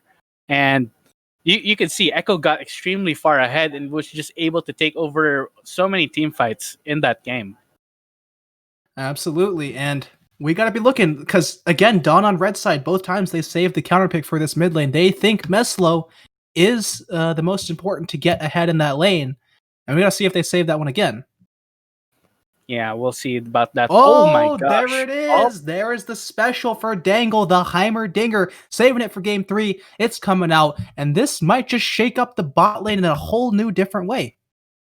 Yeah, we'll have to see what happens here. If a traditional ADC does get picked by Dawn, it will be so oppressive to go against that Heimerdinger, especially if he's paired up with a very active support, and Heimer can just delete ADCs off the planet after level 6. Absolutely. And combining with that, we're going to be seeing a whole different variety of Redefy here. No more tank top lane for Topopotamus. He wants that gangplank. He wants to be dishing out the damage, and it's going to be a whole new style. Yeah, it's kind of interesting here. Because they first picked the Ornn, that means Gangplank will pretty much have a free lane in the top lane because Ornn does not really pose a threat to Gangplank in the early game where you want to attack Gangplank as soon as possible. So maybe Lilia would be looking to gank top lane again if the jungle is split, like what happened in game 1 and 2. I'm not sure if Lilia can gank this Gangplank. Obviously, Ornn has his CC, but none of it is really like long-term CC, ones that would require you to use your GP remove Scurvy, the orange. Lilia, when she ganks, she comes and pops her lilting lullaby. He's just gonna, and then he's gonna run away. Yeah, that's true. I think Dawn will stick to their game plan of going with these team fight comps. I want to see Redefy go and not lose the early game, as you said before. I think they were able to get a big advantage, but they kind of threw it away due to the kills in mid lane and to Olaf dying to Vayne in the early game. So hopefully things will work out better for Redefy. Meanwhile, if Dawn continues to find success on this team fighting style of team comp, then they should just keep going for it. They absolutely should, and it looks like that's exactly what they're drafting for here. Gonna be banning out both the Victor and the Echo this time around on either side, and Seraphine as well is not somebody that we've seen too much of so far. Very interesting to see how they proceed with these. Dawn most likely going to be grabbing a support. I think Seraphine would have been a good lane matchup into the Heimerdinger, so they just didn't want to deal with that. As for the Echo, well, we saw what happened last game, and yeah, Redefy don't want to give Meslo that much power again in this game 3, which will be the final game in this match, this best of 3 series. So all cards on the table right now. And we're seeing a lot of comfort all around the board here. Bard for 9 lives, somebody that he has a lot of experience on over these last couple seasons. And hold on, Heimer's in the bot lane. That means that Tristana's in the mid lane. We're going to be seeing the little rocket girl go boom in the center of the map. And who's going to be her contestant? We'll find out in just a second here, as the support has yet to be locked in from the side of Redefy. And it's going to be the Thresh. I do think that the Tristana going towards mid lane is the option here. You still want to have an AD carry. You still want to have a late game on your team. Tristana mid, we don't see it that much in competitive, but in solo queue, it's a monster to deal with. So I was actually expecting a Lucian or a Tristana if Heimerdinger was picked, and I'm glad to see it here in the comp of Redefy. And now we got to see, does Dawn even know that, Danger is just such a Heimerdinger one trick? Maybe they think he's in the mid lane. And in response to the Tristana, they're going to grab the Irelia here to round out that comp. And these comps look just more like pure comfort than they are any sort of, defined goal. Well, honestly, it's game 3. You want to be ease your nerves as much as possible. You want to be thinking more about the game instead of the champion you're piloting. So I agree that Redefy and Dawn going for comfort here is probably the best option for both squads. And we'll see how Mezzo performs on this Aurelia, because it will be an interesting matchup, Tristana versus Aurelia. I do think that Tristana will have the advantage early game, but she has to be careful because Aurelia can just burst her down in a snap. I mean, the big thing we don't know a whole lot about Meslo, but what we do know is that he loves these AD bruisers, and he's pretty good at them. So having him on the Aurelia now in this game, as opposed to the Assassins he was on the last couple, we might just see a whole turnaround in his play. Maybe he's going to be the central focus of the carry. I think they should. I think that if a gank can happen and Tristana goes down to the Aurelia, that can just snowball way out of control on the side of Dawn Esports. So perhaps Lilia will need to be looking towards that mid lane instead of that top lane for answers, because I don't think much is going to happen with Gangplank on the side on top of Potama's hands. Absolutely. And speaking of the jungles where they need to go, Aurelia, the one downside of her in the mid lane is she's very, very susceptible to being ganked. Obviously, when she goes in and fights, she has to commit to going into fight or trading. And if your jungler just happens to show up at that point, most of the time you're going to be screwed. Yeah, indeed. So we will be looking towards this mid lane matchup and where the junglers will be. If they pass towards that side, the mid laner that gets ahead will probably will net a big advantage to their team in the mid game team fights that will happen. Absolutely. And we're going to have to wait a little bit to see how these two comps pan out, how these fights do play out, as we're going to head to a small break before this game starts.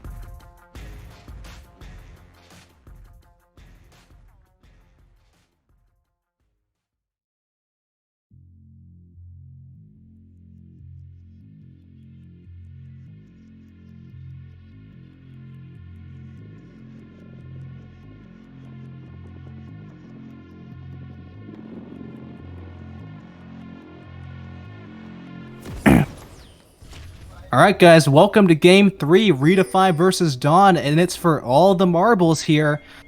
Best of 3 series, and these comps right here, I'm looking at these, this just spells pure comfort all along the board. It's just going to be probably a scrap fight on the Rift this time. Yeah, pretty much. Especially with the way things happened last game, where it was pretty much skill check after skill check for both teams. Both just trying to out-muscle each other. And Dawn came with the victory there, I think, due to the better late-game team comp and the fact they were really able to protect the Vayne. I mean, if both of these comps are kind of a little bit confusing at first glance, let's break them down sort of like individually lane by lane. Top lane, we have Gangplank versus Ornn here. Obviously, the grasp from the GP is very, very annoying. Yeah, that's true. I love the counter pick by Redefy. Gangplank into Ornn. Gangplank basically just has a free lane to scale. Ornn isn't going to do much to him, and Gangplank can just farm freely, build as much of items as he can, and start raining hell on the team fights that will happen. And then in the mid lane, we see a little bit something. This is a very unorthodox matchup, not just a little bit. Not just a Tristana mid, but you have an Irelia to match it. Two champs that you usually don't see individually regardless, but now you have both of them meshed up there. Yeah, that's true. You don't see much Irelia. In the LCK, it's been used by Closer, but, well, it's a snowball-y matchup that you really want to get an advantage on, and that's why Irelia has to ignite right now. She's going to be looking for blood, she's going to be looking for kills in the early and mid game, and if she does it, it could snowball out of control for Redefy. So Jaychou will have to be playing safe. Hopefully, won't get an early disadvantage again, like what happened in the TF versus Echo matchup in the last game. Hopefully that's true. And then going from that mid lane now towards this bot lane, we see Dangle on the Heimerdinger. This is his most experienced champion. He's most seasoned on the Donger Man. And so who do you think's going to end up taking this bot lane? He's opted into the TP. Obviously, they're going to be looking to push this quite hard. Yeah, we'll have to see if Dawn can match this push from the Heimerdinger. Heimerdinger can be so oppressive once he starts getting items, and they just can't do anything against him, but... Ooh, hold on, Jaychou getting real low. The Ignite's going down, and that's going to be Meslo taking him out, asserting dominance early in this lane. You said Tristana was what you look out for in early game. No, it's Meslo's Irelia. Yeah, that's true. Tristana not respecting the fact that Irelia can just all-in her anytime. Tristana needs to stay back. She needs to scale. Usually she lane bullies out a lot of the traditional mid lane mages that are picked, but we're not seeing a mid lane mage here. We're seeing an Irelia, and this Irelia is out for blood. And yet she is, and out for blood is most likely this entire team. That aggression in the mid lane, I feel like it's probably going to be representative of this game in total. Both of them just going back and forth, trying to boom each other in lane from minute one. As a hook lands on the bot side, 9 Lion is going to be stunned up. He looks like he's going to go down. Nope. Oh, maybe. Magical Journey doesn't save him. He goes down to the Ignite a special K. Answering it is Redefy, and that evens the kill score 1-1. Yeah, that's true. Still, we gotta be looking out at this mid lane matchup to see how this goes, though. Jaychou has to play a bit more safely. And the lane's pushing towards Irelia, which will be kind of hard for him to control. If he can get... the problem with Tristana is she has to keep pushing. And if that happens, Irelia will have the advantage if she manages to control the wave into her favor. And that she will. Hold on, Miles. I've got a little bit of a situation going on. I've just now realized why there was so much, garbage in my nose earlier. It's bleeding now. I'm gonna have to take a quick second to. Oh man! All right. So sorry for that, audience. My casting duo Intact will just be a while he takes care of his nose. And now it looks like more skirmishes are happening, more fights and trading happening all across the lanes here. As the bot lane, we'll not talk about that hook that happened right there, and Bard coming in, possibly for a gank into the bot lane, but will be respected by the bot lane of Redefy. This Heimerdinger will start being oppressive as soon as he starts getting items in this matchup.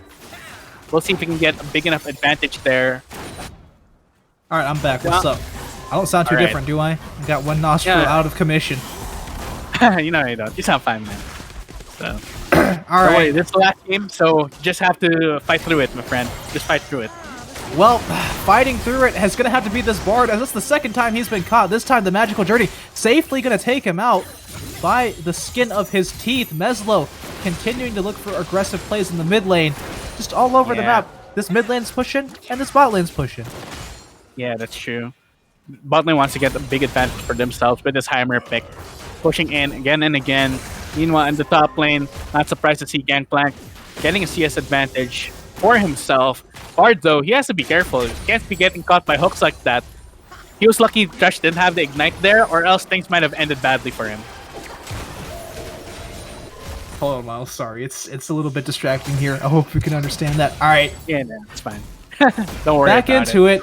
So far, Redefine getting off to an early gold lead, about 900 here. CS up in the top lane on the Gangplank, and down there in the bot lane, and also PieSwag getting that 10 CS lead in the jungle.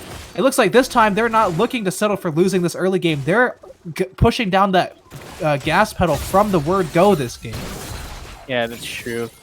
They're trying to get the early dragon too, and Tristana's first one on the roam here, so we'll see if she's able to get anything done. Will the contest happen? Topopotamus has just used his TP into the top side, as now Orsies is coming down towards the bot side.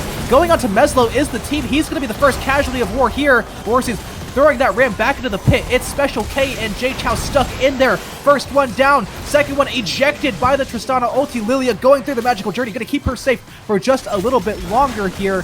Meanwhile, another fight on the bot side away from the Dragon Pit. PieSwag versus Phoenix B. Nothing doing there, but that ends up being a 2-for-1 favoring Redefine. Oh my gosh, so much to talk about in that team fight. Tristana is able to redeem herself, and looks like a dive will happen here though. Hold on, Phoenix B? Hello? Yeah. Should we talk about that a bit? Not respecting the... We'll just leave it up to just not respecting. This is what happens. Yeah, not respecting the dive potential there from a Heimerdinger, which probably isn't a matchup you see too often as an ADC, but well, that's the advantage of having this pocket pick. And Tristana able to at least get back into this game with that team fight. Topopotamus now in a bit of trouble.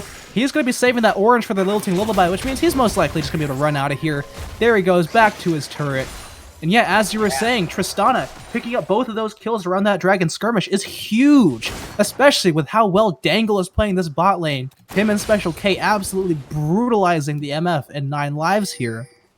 Yeah, that's true. With the fact they also got the Dragon, so that's double swag for them. PieSwag just getting back to the objective control here. Unlike in game 2, now they were the first one onto the neutral objective. This Dragon. Hold on. You always gotta laugh when you see Bard do this. He just knows he has the magical journey, so he's just gonna yoink himself out of there. Loses about half his HP for the control ward. Yeah, you love to see supportal combat when they happen. Both supports just fighting over tooth and nail over these control wards, asserting dominance over each other. You know that feeling, right? You know that feeling as asserting dominance is continuing. Special K. Hooks coming back and forth always, as that Heimer damage is just insane. 9 lives and Phoenix B seem to be punished for just existing. Look at that trade back from Heimer. He wasn't even touched, and he was just able to get so much damage onto them. Oh, that hook almost landing onto the Bard. They're definitely playing with fire. Thresh is going to flay him back, catches him with the back of the box. Having to flash is 9 lives. Heal coming out as well. Lily on the backside is there to protect them in case of a dive, but it looks like Special K and RB Dangle are going to respect and back off. Yeah, that's true. Luckily, Bard managed to flash out of there. Otherwise, he would have given his life there and put another dent into the bot lane for Dawn Esports.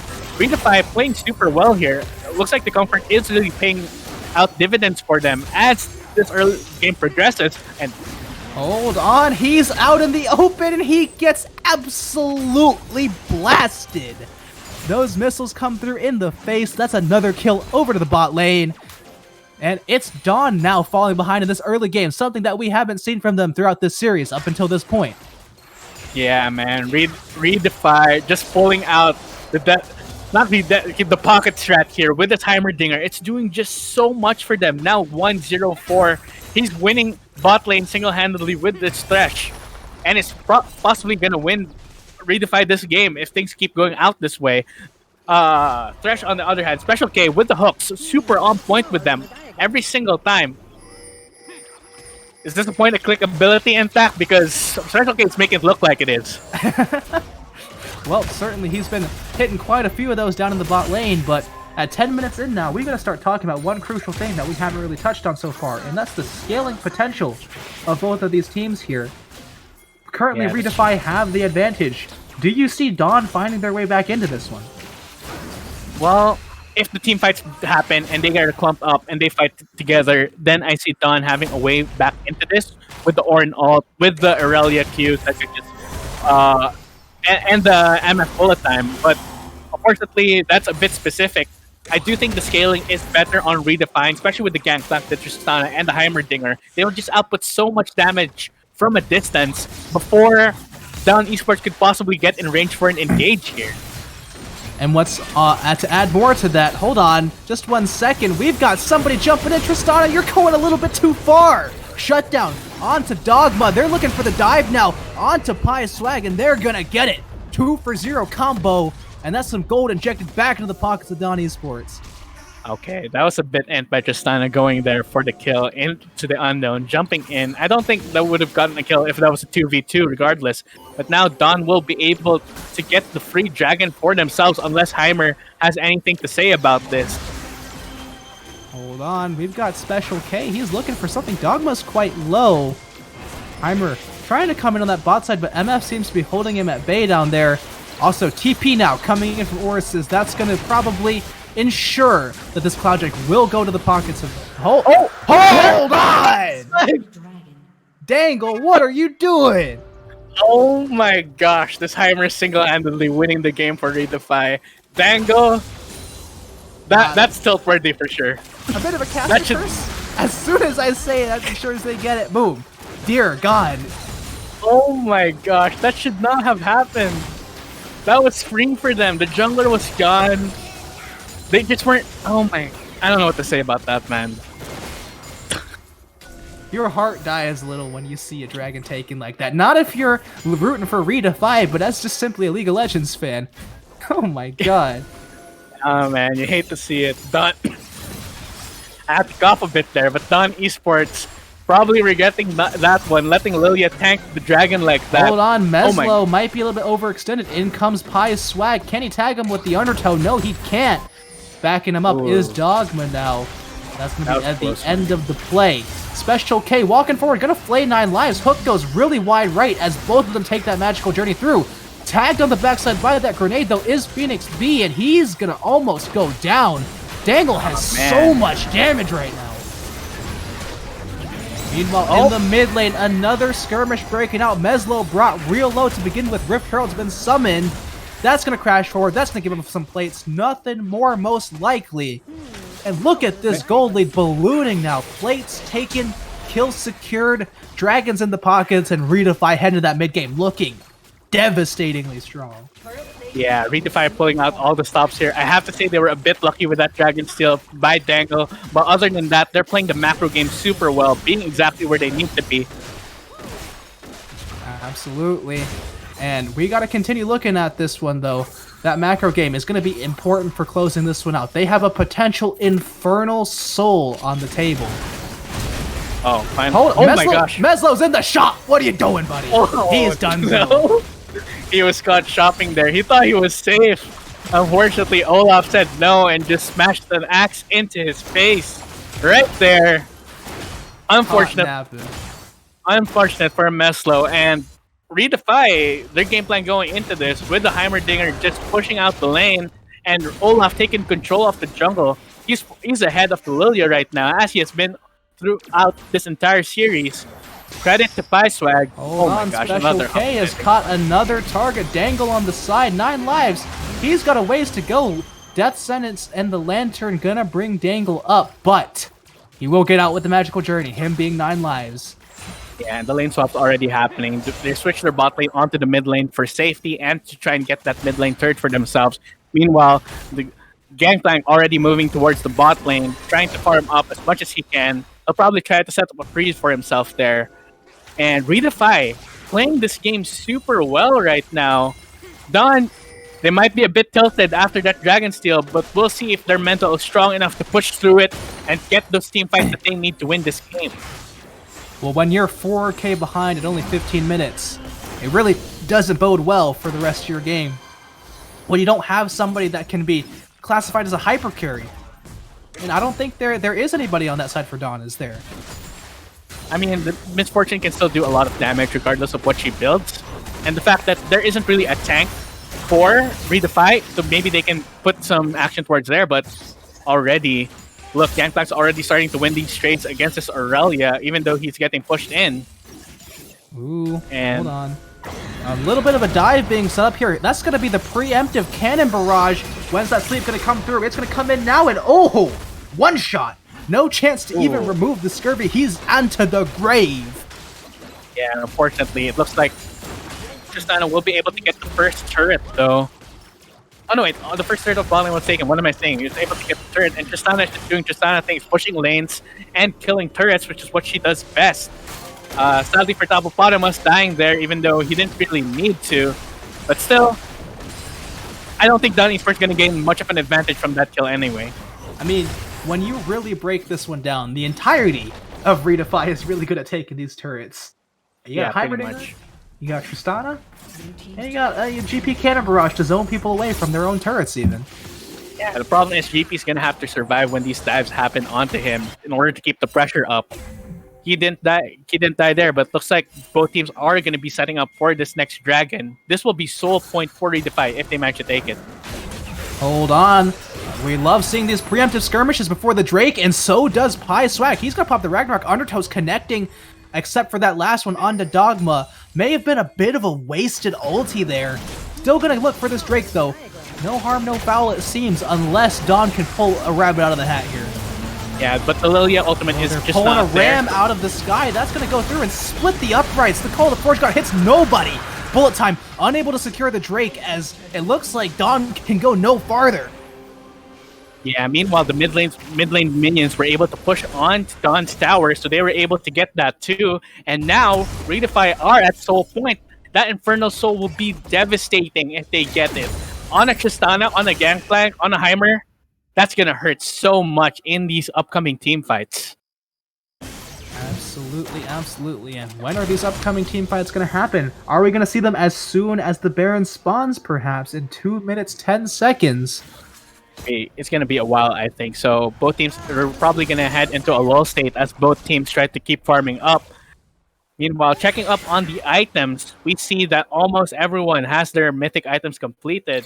Possibly not Gangplank just yet, who decided to prioritize his Essence Reaver, which I can see why. You want to have that cooldown immediately for the Gangplank, but it looks like he will be completing his mythic item before the objective spawn, which will be good. Gangplank will be scaling. He will be scaling hard, and he can just win team fights off an ultimate and off a barrel. Okay, here we go. So we're getting really tense now. Obviously, Redefy have the advantage in this game. They're going to be the ones pushing the trigger. How well can Dawn stand up to the assault is the question. That's true. It's not to say that it's completely uneven. If Redefy misstep, then they can still get taken down immediately. Ooh, hold on. So, Action possibly Yeah. on the bot side. A lot of people roam down, but again, low state. Nobody willing to risk anything at this point so far. yeah, the single misstep, and they could just take the Baron here. Hold on! There goes a risk. There goes Meslo rocketing onto Topopotamus. And that's gonna be Ah, another man. dead Gangplank. Meslo showing up huge so far this game. Yeah, that's true. Meslo is getting those kills, but the game will be won and off not on picks but on team fights. I do think, because I still think that despite the loss of Gangplank, this team can still fight 5v4 no problem, and they can still keep pushing. Absolutely so. Just Miles. This Yeah. is a whole I wasn't expecting this one from Redefy. They lost both the early games, the last two games, and now they're in a commanding position. Yeah, we'll have to see though. This game I still think is on knife's edge. If this Aurelia manages to get into the backline, then things could go really bad for Redefy. However, if they manage to zone off Aurelia or burst her down immediately, then things will be much more clear cut, and I think Redefy will be able to take the game. So this game might be off the back of Meslo here. Keep an eye on him. If he's able to carry this game, then things will go well for Dawn Esports. But Meslo is on the Aurelia. That's someone who has to commit Oh my all gosh. the way in. And how are you going to commit all the way into a Heimerdinger? He has the whole control of the zone set up. If you dive in onto any member of Redefy, he's just going to blast you. Look what Heimer's doing. Yeah, look, he's just blasting the Baron as well. Here you go. Oh my First gosh, they purple just worm. took it. At 20 minutes, they just have a Baron immediately. I didn't even know Heimer could do that, apparently. 20 minutes, 20 seconds, solo Baron from Dangle. He's making a solid case for himself this game. Definite MVP in my books if they go on to win this game. Yeah, that's true. So, like I said, if I say that Dawn Esports off the back of Meslo, this Redefy game has mostly been on the back of Dangle getting so much done on this Heimerdinger. Hold on. This next Drake is spawning in a minute 8, and that's where we're going to see the decisive fight, I think. Whoever wins that next one is going to be the one who wins this game, most likely, I would imagine. If Dawn managed to win that next fight, they have a team that can run over you if they get ahead somehow. And on the other side, Redefy, Infernal Soul, Baron, that's just GG. Yeah, pretty much. I mean, not to take away anything from Dawn Esports, they still have pretty good tower siege with their champions. If they manage to get an ace, then they can just run over the base of Redefy extremely easily. Already, Redefy, as with before, they're first onto the river, and Dawn Esports will have to be the one to face check into them. Yes, they will. Here we go. The final setup, the tension, all of it will be released so far. It's going to be Dawn that's locked out of this river right now. Perfectly set up from Redefy as Meslo's jumping in. Bullet time going across the whole team. Who can it find? It finds Dangle! That's going to be the health bars, though, dropping very low on Dawn. Can Redefy still find an answer in this fight? Tristan on the backside wants to say yes. That's going to be the kill onto the jungler. They're looking for it now. Onto Orsies. He's left in no man's land. The exhaust is going to be dropped down. Triple over to the side of Jay Chow. And Infernal's there for the taking. And that's most likely Redefy now, solidifying their control of this game. Oh my gosh, that team fight was a thing of beauty from Redefy. Dawn Esports threw everything but the kitchen sink onto that Heimer, and that meant Tristana was free to just free hit and delete backline. Irelia went down, then Misfortune went down, and now the advantage, just Redefy is in control of this game. It's in their hands. If they throw it, then I don't know what to say. Well, at least we got to see the one weakness of Redefy there. Dangle opted, instead of for the Zanyas, he opted for the Demonic Embrace. That's the reason he managed to solo the Baron, most likely. But it does mean he is a little bit susceptible to getting dived upon. Not that I think that really matters anymore. I think that this is a pretty clear path to victory for Redefy at this point. Yeah, well now the Heimerdinger has a stopwatch, so that risk is finally gone for him, and they'll be able to just keep pushing in these towers now that they have the Infernal Soul in their hands. Here we go. The siege is beginning with the Heimerdinger. He's going to get caught with the Tempered Fate. Call the Forge Guard coming on the side. Dangle. He has... Wait, what? He has a stopwatch. He's going golden again. Stunned up, though. He's going to go down. Meanwhile, the backside, Jay Chow is in trouble. He was found by Orsies. There is the Thresh now. Left for the Wolves. Special K, the sacrifice. Double kill over to Meslo. That was not what I was talking about when I said they had the free win. It looks like Dawn, they say no. They say we are scrapping this one out till the end.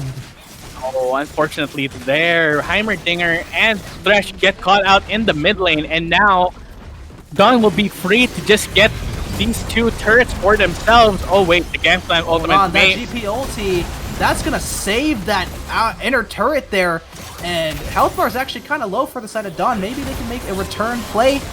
Doesn't look like they're gonna be looking for that. Dawn though. Asserting themselves, showing you can't get too cocky. Yeah, that's true. That was a bit of a throw there by Heimerdinger. Dangle getting caught out in the first place. He shouldn't have been out about without his teammates. He needs the support to be able to siege these turrets. And we didn't talk much about this Gangplank, but this Gangplank is starting to really scale. And oh my gosh. Oh, here we go. Meslo, he might have bitten off a bit more than he can chew. Tempered Fate goes in trying to save him. He will find his way back out most likely, unless Jay Chow has something to say about it. There he goes on the backside. He's actually going to get shut down. Oh my goodness, Orsies though on the front line has tanked enough, can't tank anymore, he's gonna fall down. But these fights are looking much more even than you'd imagine for someone with Infernal Soul. Yeah, that's true. Tristana almost managed to get the kill, and Heimer almost managed to get the kill too, but they just can't get to the backline. If Irelia is able to get to the backline, then things are free, but Thresh making things hard. The Gangplank and the Olaf with the barrels and the Undertow respectively, making things hard for Irelia to just charge in, and she manages to get away there with the kill, but who knows? With the way things are going, if Redefy can just play this front to back, if they can just siege extremely well, keep their carries protected, then I can't see Redefy losing this game. And how are Dawn managing to stay in this game for so long here? What opening is Redefy giving to them? I'm not seeing anything specific. It just seems like magic to me.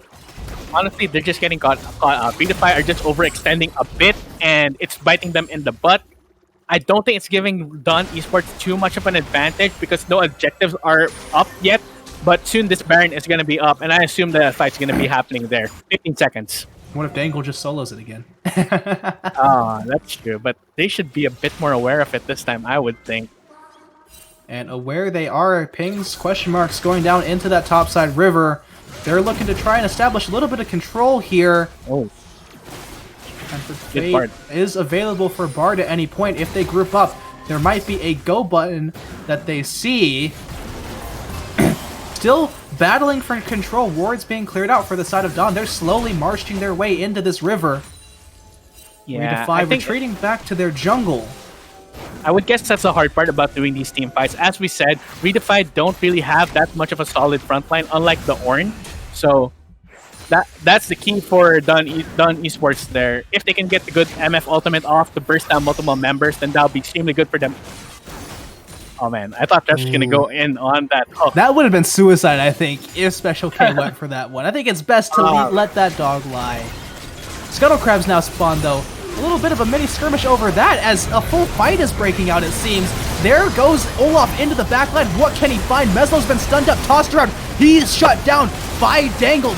Swag in the backside. Gonna get one more to answer. 4. Can they get 5? It's just Bard. He doesn't have anything to say about it. That's a clean ace over to the side of Redefy, and it looks like they're going from the ace to the base.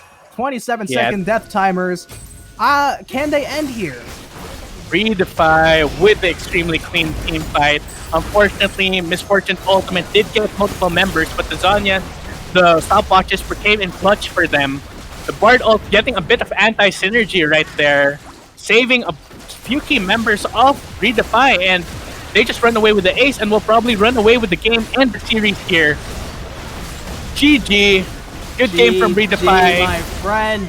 2-1 over to Redefy. Just what we wanted to see. A dominating performance in Game 3 for them. They put their foot down, for sure. I love to see that. Yeah, man. That Heimerdinger was so essential. Despite Dangle just throwing it a bit in the end, he was definitely my MVP for that game. And it was just from the word go. It seemed like he was completely locked in. Lane phase, he gets those early kills like it's nothing. Special K as well. The hooks from him were pristine.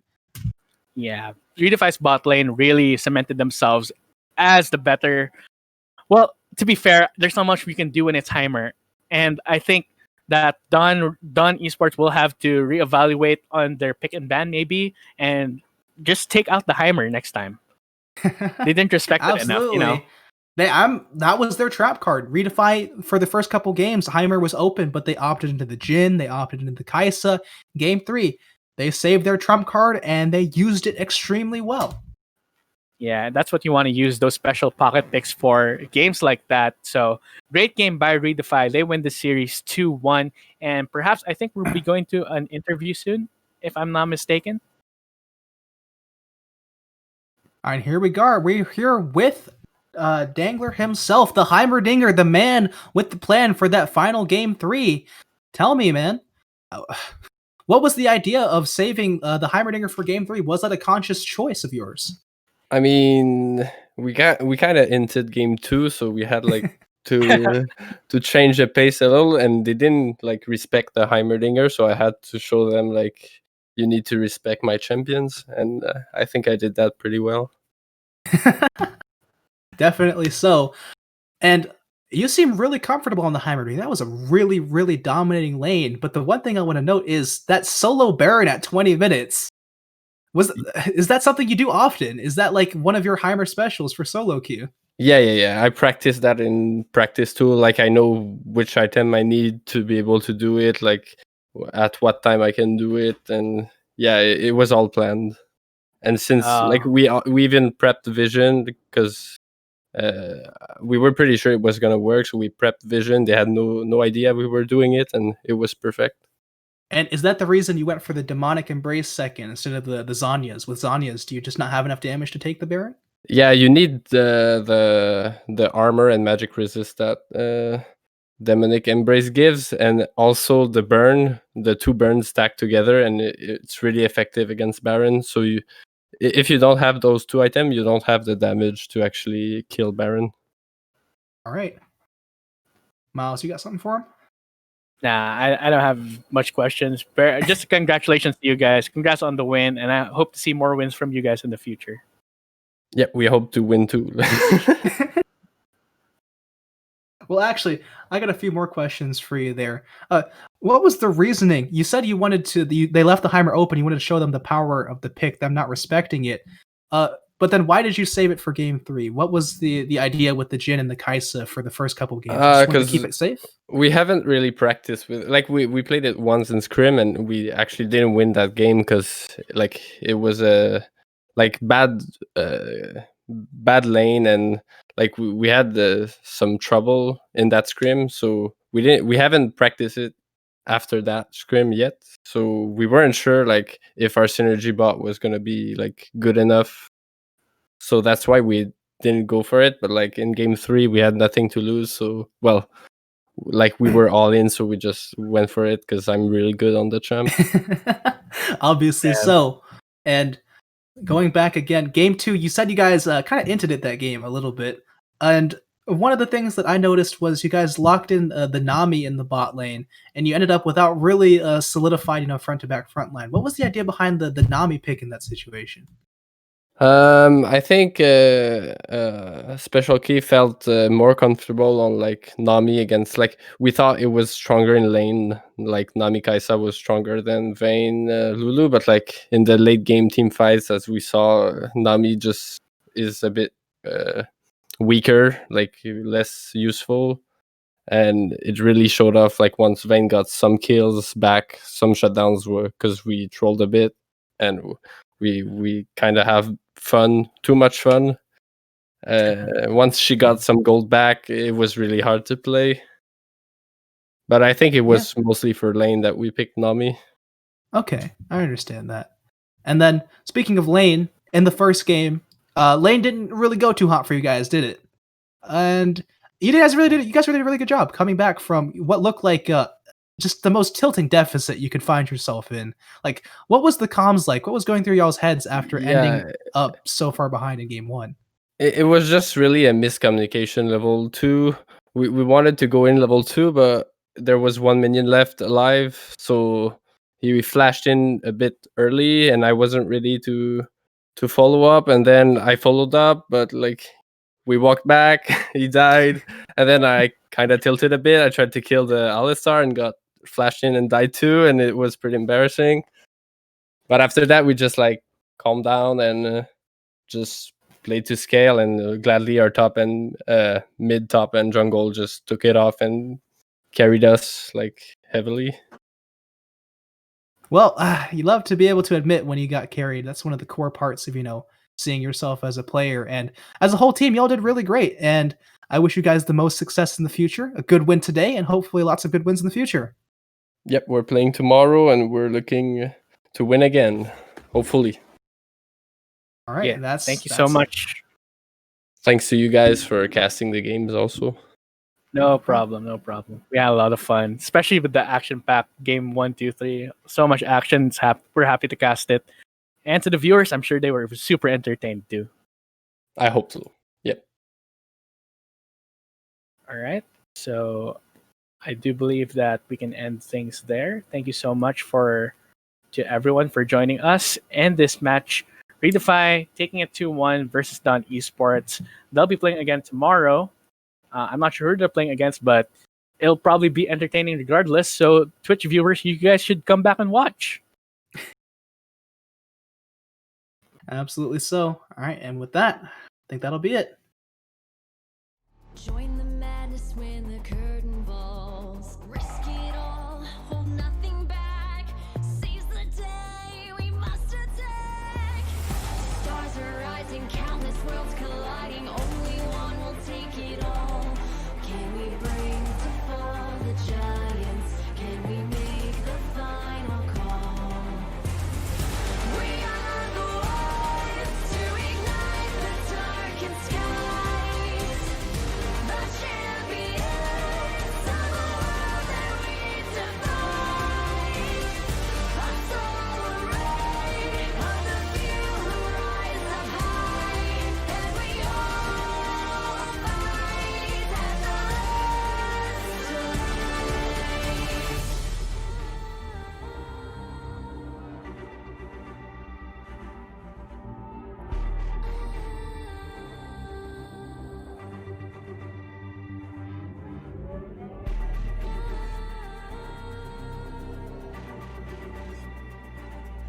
Can we bring to fall the giants?